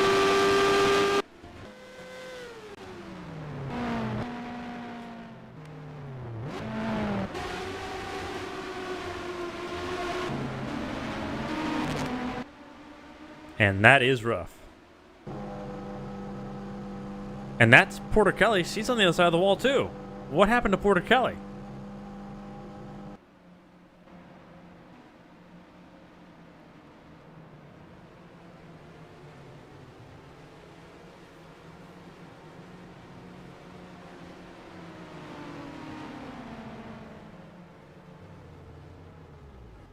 So Porter Kelly's in the infield, assumingly trying to get out, so it seems like whatever has happened to Cameron Jackson might have happened to Porter Kelly as well.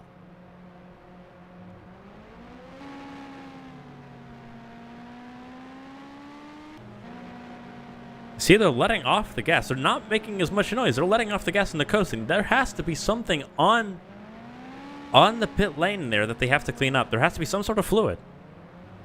Something has happened that is that's making drivers have to lift exiting pit lane. That is a significant problem. Porter Kelly's trying to get her way. She's trying to get to the exit, to the wall, because there is an exit right there.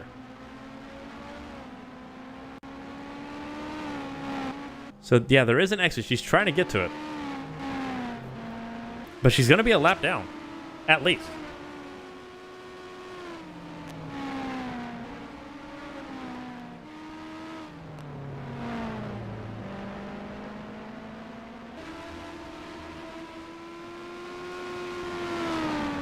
And as a driver, that is super difficult because there isn't a reverse gear in these cars.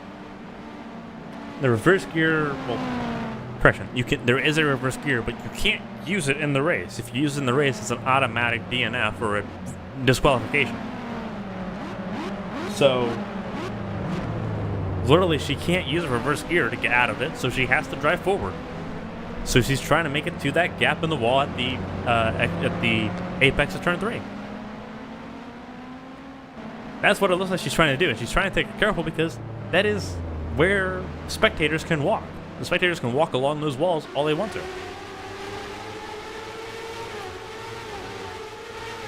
So we'll see if she makes it. Let the officials take care of it, see if they can get her through. She did make it through, so she is back in it.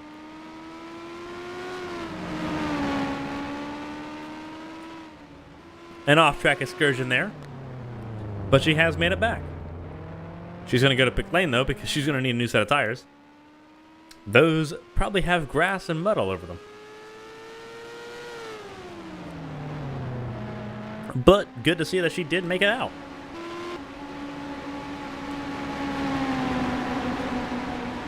But that is something you don't see every day.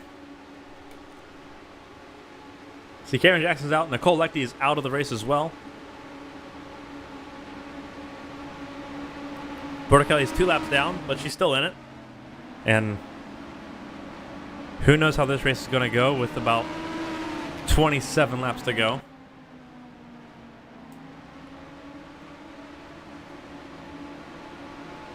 Isabel Espinosa is your race leader. Then it's Gerard Perth trying to get his first career podium.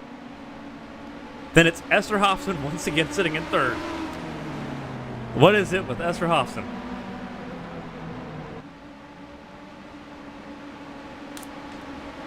Then it is the two Phantom Motors cars. David Wessel has made it back up to 4th. What a trooper. He's ahead of Andrew Draco, so Wessel had an amazing pit stop. Then it's Ray Taylor, who's survived all of this so far. Then it's Simona LaRoe.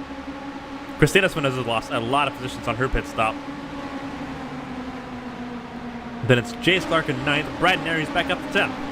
So the Swift Autosport driver, just after the pit stop crisis the last time around, making it back into the top 10, able to contend again. Then it is Kaylee Zappa, Lucian LaChapelle, and Kinomitsu Kinoshiro still in the lap. Then it is, let's see, it looks like the caution's still out, so we'll go back up to it. So it's Kenosha, then it is Natalia Kurchenko, who we're looking at. And then it is Sakura Ishibashi, who is the last car on the lead lap. Then it is Keisha Fox, 1 lap down. Patrick Marcelli. And Porticali's just retired it. So what's possibly happened is Porticali has likely used reverse and then realized that she couldn't use reverse.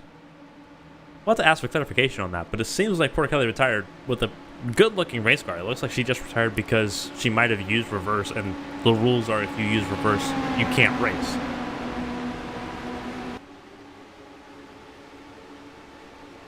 And the rules around using reverse are pretty simple. If you use these cars have a massive blind spot. Using reverse could put people in danger. So if she used reverse at any point, she's probably owned up to it and simply retired the car. So she's going to be 19th in the standings behind Cameron Jackson, who hit the pit wall because he almost spun out exiting.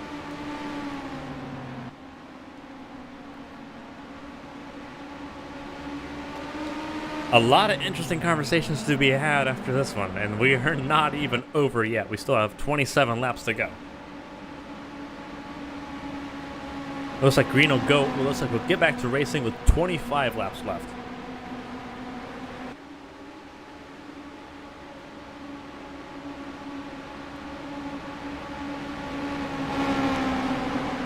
We talked about, well, Dave Wessel sitting 4th. Well, the reason why is because he had pit before the caution came out. In fact, he was coming back out on track when the yellow came out. So he was one that was really fortunate. So you see the lights still on the safety car. We're going to have at least one more lap. We're going to go back to with 25 laps to go. It is Isabel Espinosa leading, trying to take her second race win of the season. She's won at Motegi. That is her only race win so far in Champ Car.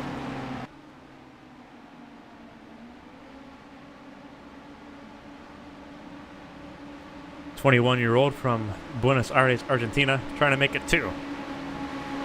Gerard Perth's never won. Esther Hoffman's never won. David Wessel's never won. So a lot of hungry drivers between her and Andrew Draco in 5th.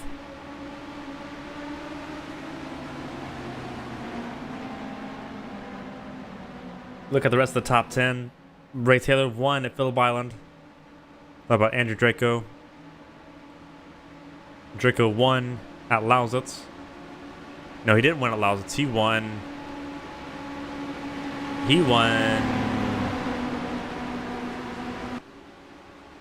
Which race did Draco win? Draco won. Which one did Draco win? Try to remember which race Draco won. Draco did win at Lausitz. Okay, I was right. I was trying to remember which one. I was confusing him and Porter Kelly. Not Porter Kelly. Christina Espinosa. Christina Espinosa won at Texas, and I thought that was Draco's win. We've had so many different race winners. We've had no repeat winners, so it's all jumbling together.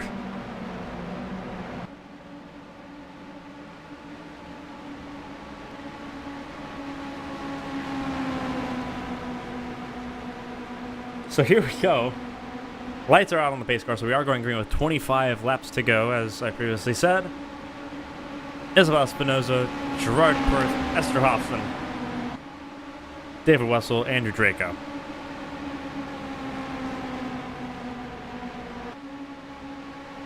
That is your top 5. Going through the casino section, turns 7, 8, 9, 10, and 11.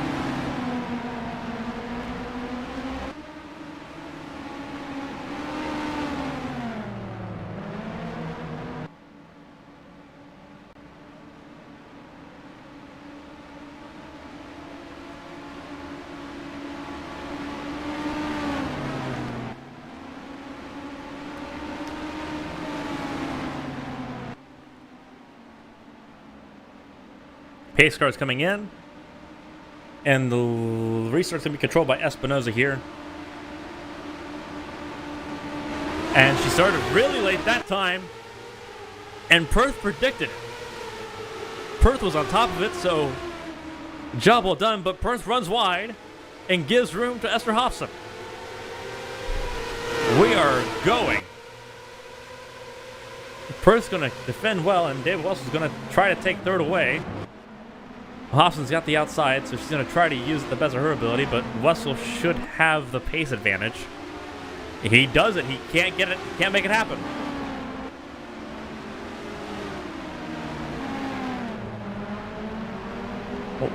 Draco stepped it out, almost hit the pit wall. Not the pit wall, but the tire barrier. People have hit just about every surface on this track so far. Draco almost tagged the tire barrier. That would have been race ending right there. He kept it out of it, so he stays 5th. Ray Taylor's trying to possibly make something happen. He's sitting 6th, and it's Simona LaRose sitting 7th.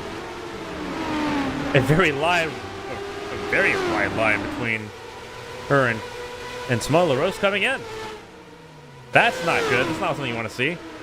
But that slowed up Christina Espinosa, and now she's got a bit more of a gap to make up. This is wild. David Wessel still trying to make something happen, trying to get onto the podium here. It was a Honda 1-2-3, and now Mercedes has come to spoil the party with LM competition.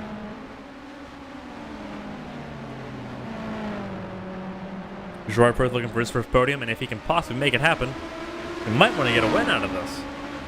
He's had a rough season. He was injured in Homestead. The same crash that injured Jace Clark.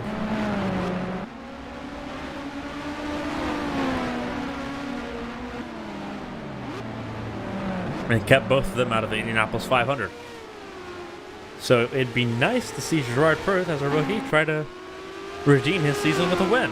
But 1.37 last time around, it's going to be more like over 2 seconds this time around.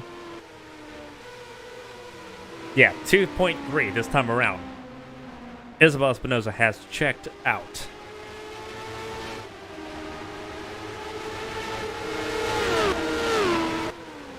Wessel's trying. Race engineer saying it's hammer time for David Wessel.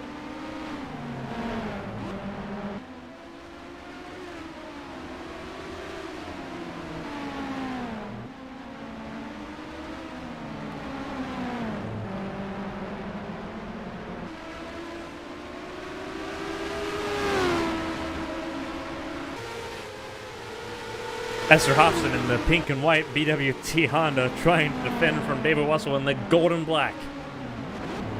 And it is still side by side. Now it's going to be teammates battling between the 13 and the 14. Wessel in the 14, Draco in the 13. Draco, the current points leader.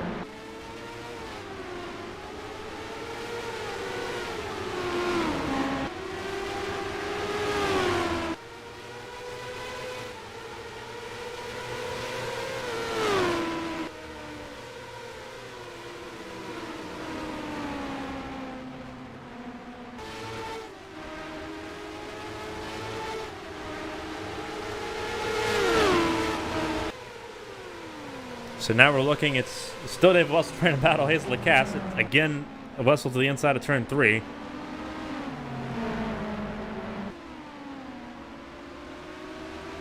Russell trying to make something happen. He's going to have the advantage here. Turn 5 is where it happens. Russell finally clear. Now can he chase down Gerard Perth? Now it's Draco's turn. Christina Espinosa going side by side with Ray Taylor. And ooh, that was close going into the casino section. Ray Taylor was assertive in making sure that he defended 6th place.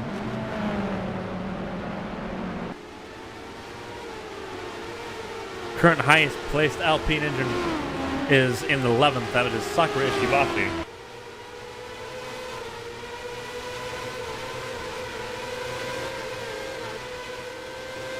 See Brad Neri sitting back in 12th.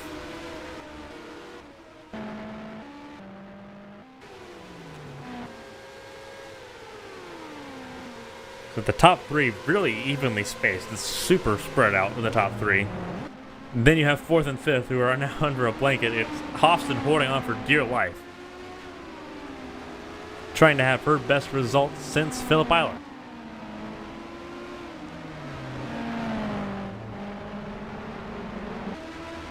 She's had a couple of top 10s throughout the season, but nothing really stands out. A top 5 with a wounded car here in Belle Isle would be quite a treat for that team, who, reminder, started 24th and 25th in this race. Hofston started next to last, and now she's sitting in 4th.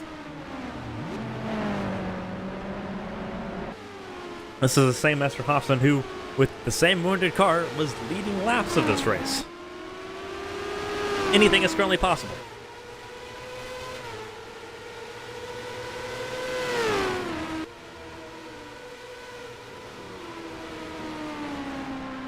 And she's holding up Angie Draco as much as she can. She's being as defensive as she could possibly be.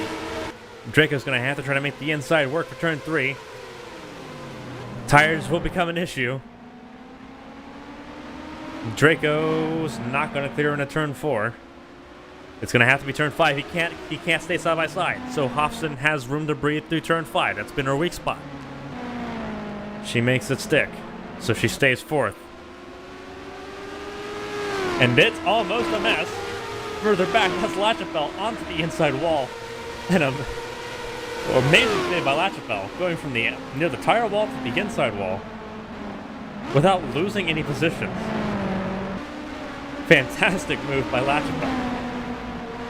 That's 9th, 10th, and 11th. 11th being Ishibashi in the blue, red, and white. And then the Russian car and Natalia Kurachenko sitting behind her. Kaylee Zappa's taking a really wide approach. Ray Taylor's in the pit lane.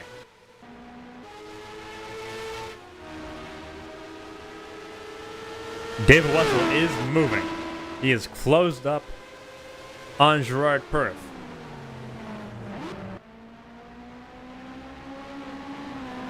So Wessel is not giving up this race. Teams are definitely going to try to use the undercut, knowing that there are less cars on track than what there was at halfway. We are down to 17.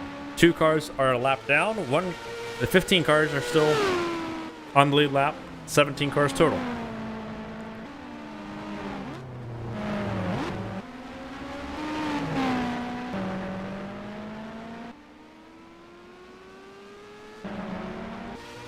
This is turns 11 and turns 12 and 13 for Isabel Espinosa. She's definitely not coming in this time around. She's got nothing to come in for.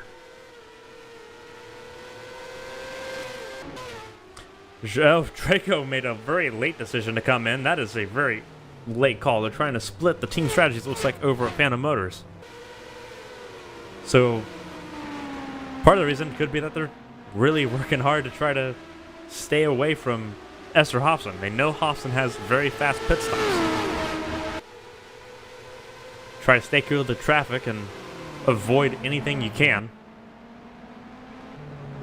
Undercuts are a very dangerous strategy at this play of the game.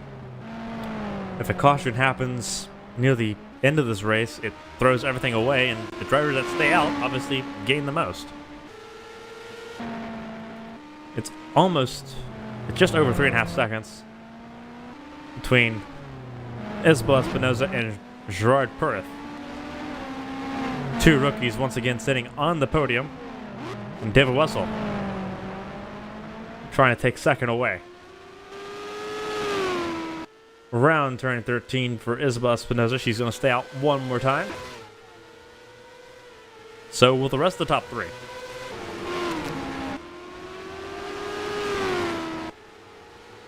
So now it's Chase Clark sitting in fourth.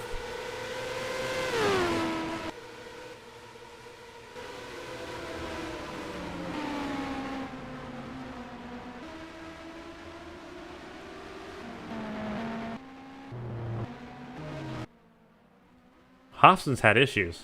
Hobson's had some serious issues.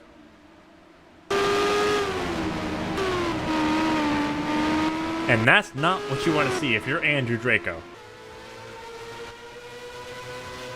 He's now sitting behind Simona Leroux.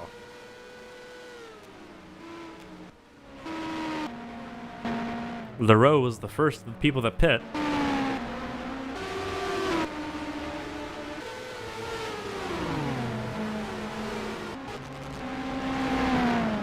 Try to go on board Christina Espinosa here and take you for a lap around Belle Isle.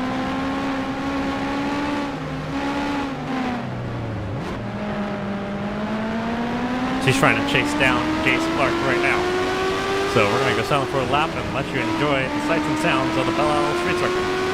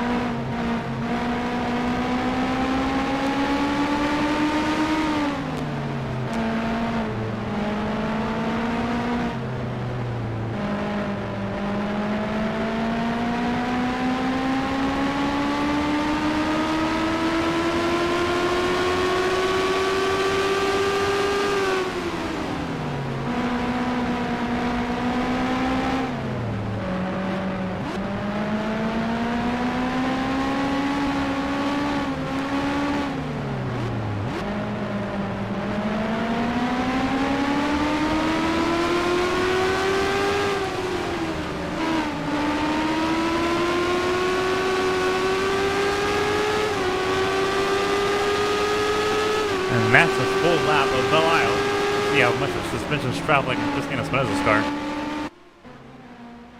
Not an easy track to get around. And you see she's in a sandwich. She's got Kaylee Zappa behind her and Jay Clark in front of her. Not an easy trick. It's a split strategy between people that stay out and try to make as much laps as they can. Those that pit early trying to get as much fresh tires and as much as clean air as they can.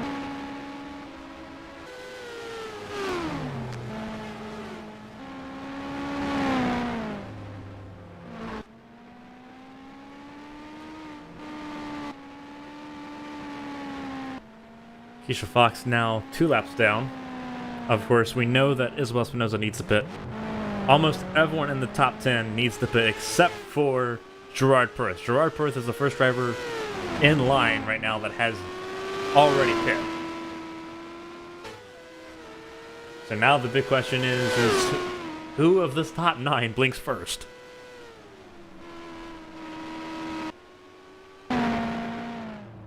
Espinosa's blinked. David Wessel is now the leader of this race for a temporary moment.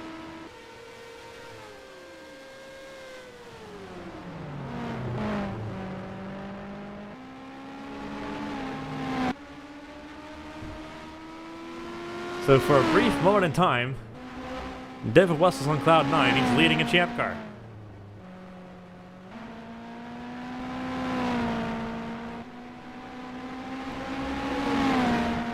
Chase Clark sitting provisionally right now in second, but we know that's not going to stick. Then it's Christina Espinosa, Kaylee Zappa, Lucian LaChapelle, Sakura Ishibashi, Brad Neri, Kimitsu Kinoshita. So Isabel Espinosa did make sure that she did stay clear of of Gerard Perth.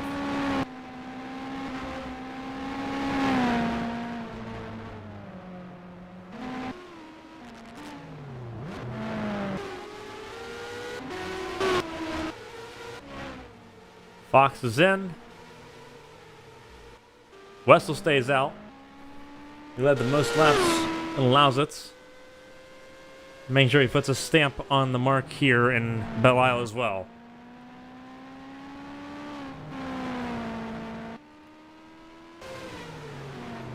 Christina Espinosa finally got past Jace Clark.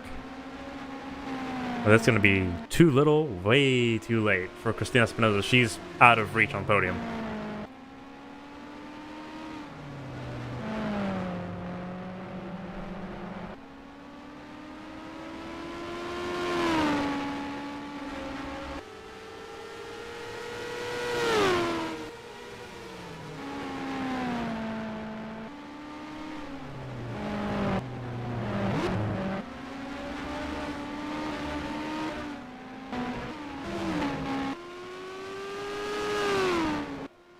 Wessel's coming in. So the inevitable has happened for David Wessel. He's had to come back in pit lane. Now the question is, does he come out second or third? Keisha Fox in the pit lane. It looks like she's being held for a little bit. They're trying to repair something. That actually looks like more damage on the 62 car. So Christina Espinosa leads once again. For how long?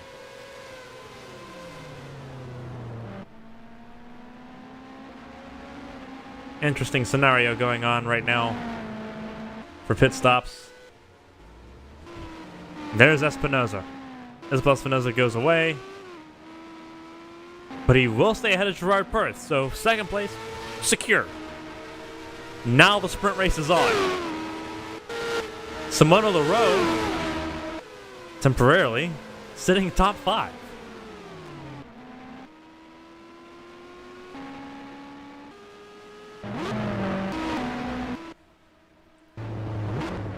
We know that Christina Espinosa has to come in. So does Jace Clark, Kaylee Zappa,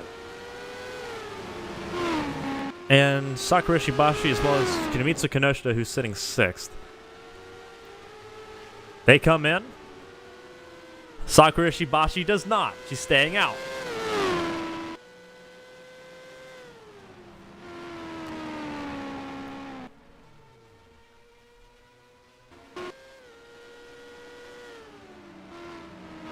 So does Kinemitsu Kinoshita. So both stepsisters here, not Espinosa, Kinemitsu Kinoshita and Sakura Shibashi, are still out. So it's right now a 1-2. Take a picture of that one. There's Isabel Espinosa. David Wessel trying to get his tires up to speed. Gerard Perth. Simona LaRoe, who could try to make the last 11 laps here. That would be an interesting change of pace. You see 6th place for Christina Espinosa. Then it's Ray Taylor, Jace Clark, Kaylee Zappa, Lucian LaChapelle, Brad Neri. Not sure if that's 10th or 11th. We'll have to wait for everything to cycle through. Either way, a far cry better than where he started, which was 20th. Jace Clark moving on Ray Taylor. Flying blind, but still flying. Or trying to. Lost momentum there. He's going to have to try to rebuild it.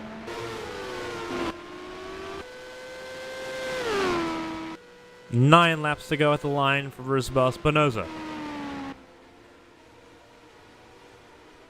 Both Ishibashi and Kinoshita are in pit lane now. David Wessel, Gerard Perth, Simona LaRoe, and Andrew Draco is the top 5. You see 6th place of Christina Espinosa pretty far out in the distance. It is a 4-second gap between Wessel and Isabel Espinosa. Barring a caution, this one is really becoming a battle for second.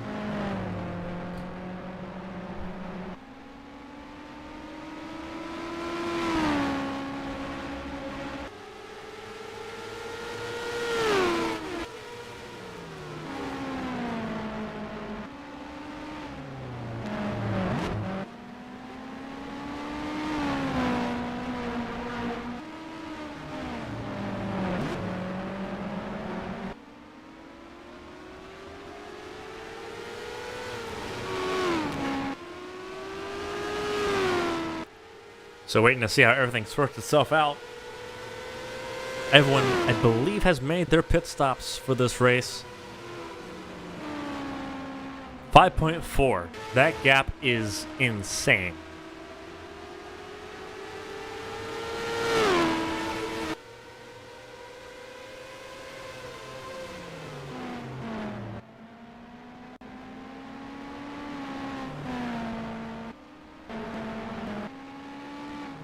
There's 7th of Ray Taylor, 8th of Jace Clark, 9th of Kaylee Zappa, 10th of Lucian Lachapelle.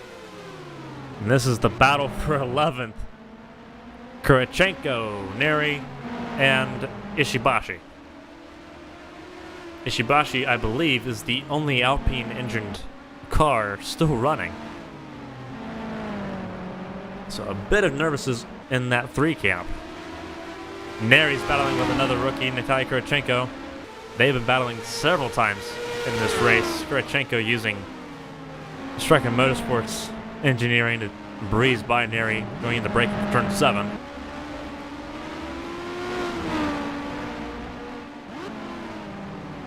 So that puts Neri in 13th place.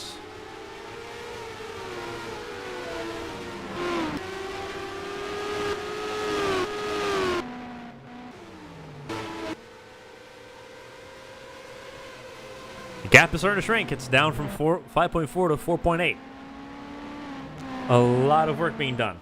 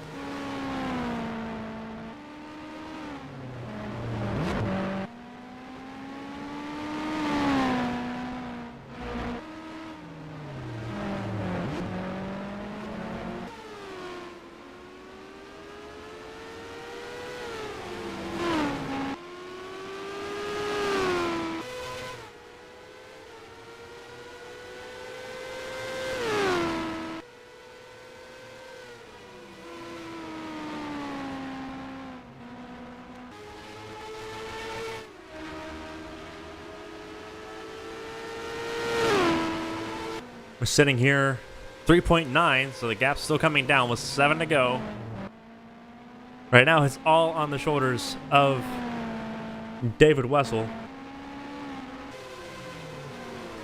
Simona Leroux could not hold on, so she's in the pit lane. She had to give her position up. She tried holding out, but it didn't work. So that promotes Sakura Ishibashi to 10th. So this battle right now between Ishibashi, Kurachenko, and Neri is for the top 10. Looking close to the top 5. This is a battle for 6th position. Christina Espinosa is now in the top 5.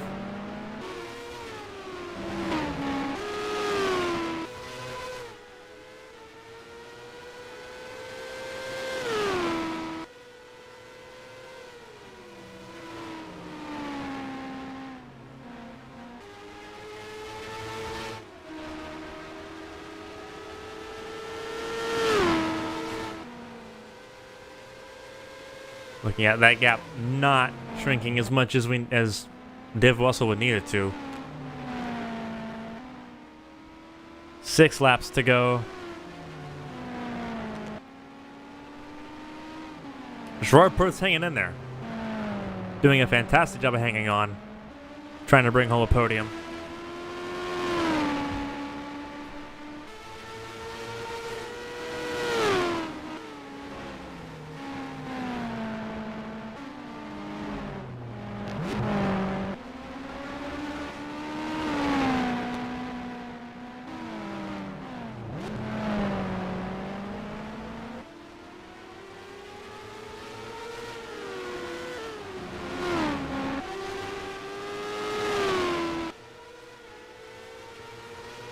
This is the big battle for second.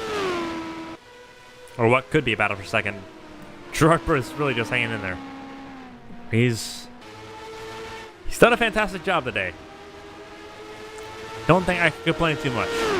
Both him and Ray Taylor have done a fantastic job today. Taylor sitting in 6th right here, holding off Jace Clark, Kaylee Zappa, Lucian LaChapelle, and Sakura Shibashi pulling away for 10th.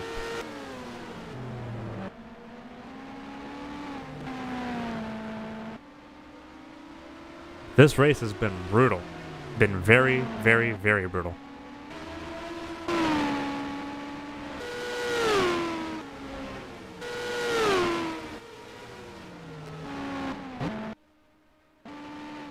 You see, there's Isabel Espinoza coming to 4 to go.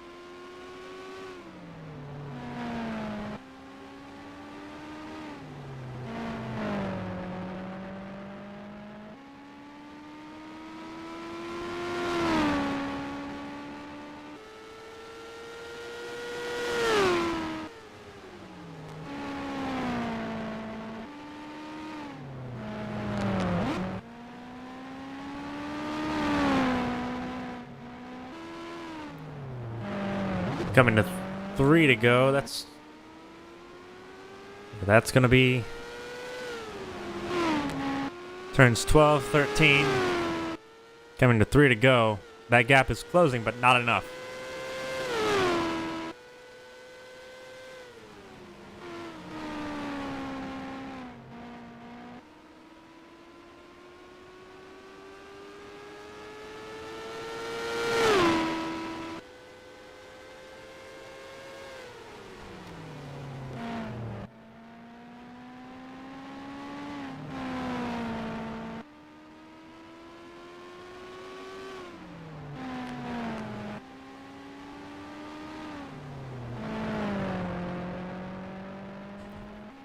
Not much to say here.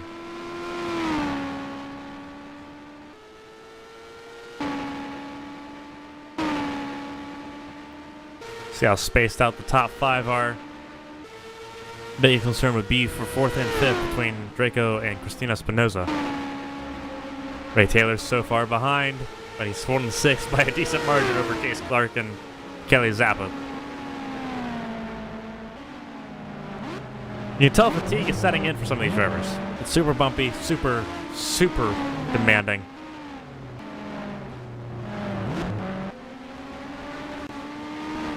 See, Brad Neri was up near the lead at one point. Looks like he's going to try to fight for 11th here. Not bad. Not bad for a really solid all-around performance for the rookie. And his first ever start at Belle, his 3rd ever start.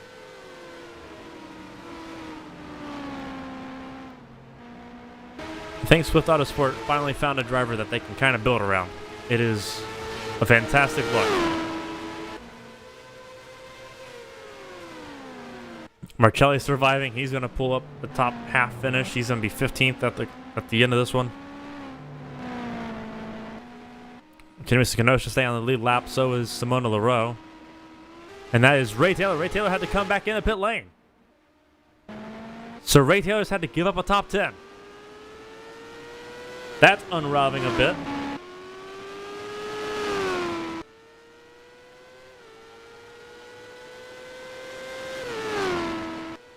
White flag in the air. 1 lap to go here in Detroit.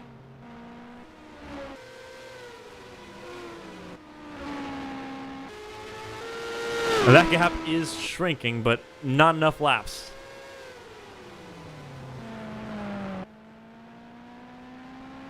You can tell that Espinoza's taking it a little bit easy.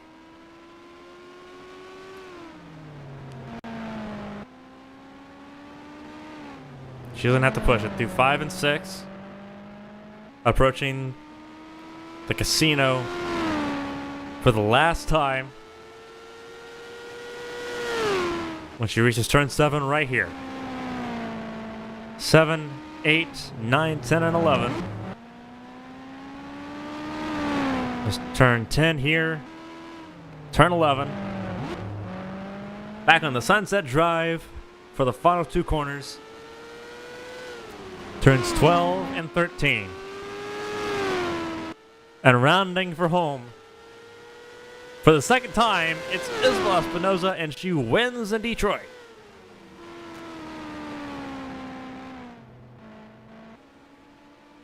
David Wessel with a second place finish. Phenomenal job. And for Gerard Perth, after the season he's had, a third place. Not a bad result at all. And it's Andrew Draco 4th. Christina Espinosa 5th. Jace Clark 6th. 7th is Kaylee Zappa. 8th is Lucian Lachapelle. 9th is Sakura Ishibashi. 10th is Natalia Kurachenko. So 2 of the striker cars still end up in the top 10. Brad Neri just outside the top 10, sitting in 11th. That's Kenoshita for 12th. Then Tomoto Leroux in 13th. Ray Taylor 14th. And the last one to finish.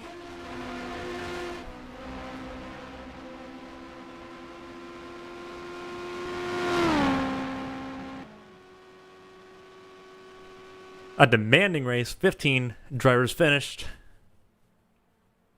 12 failed to finish. Look at the drivers that failed to finish. It's Keisha Fox, Esther Hoffson, Cameron Jackson.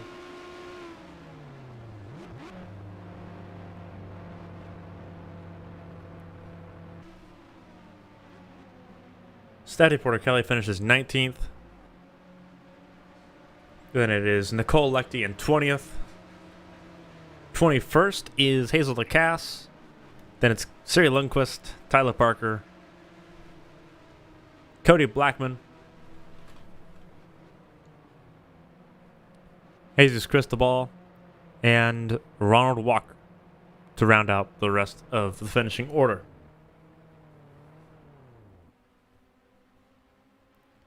So the streak's over. The first repeat winner of 2020 is Isabel Espinosa.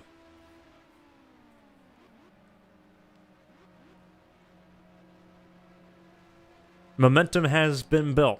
You see drivers parking it up and see teams beginning to pack up and beginning to leave.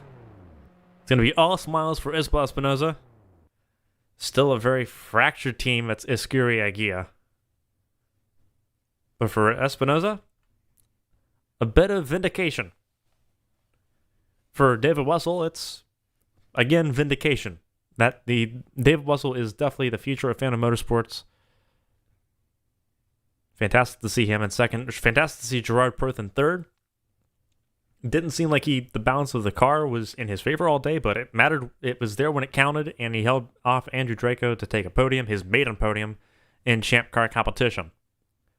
2 weeks' time, we'll be in Pocono. It's the second leg of the Triple Crown. We'll see 33 cars on track at Pocono. A lot on the line. There's not going to be a Triple Crown winner. Sebastian Devereaux retired at the end after the Indianapolis 500. So there's not going to be a Triple Crown winner, but a lot on the line, a lot of money on the line. And for drivers like Porter Kelly, who had a bad race, Ishibashi, they need a rebound, and Pocono could just be that place. We hope to see you then. But this is gonna be it. This is the General Motors Grand Prix at Detroit. For the Champ Car World Series, I'll see you next time.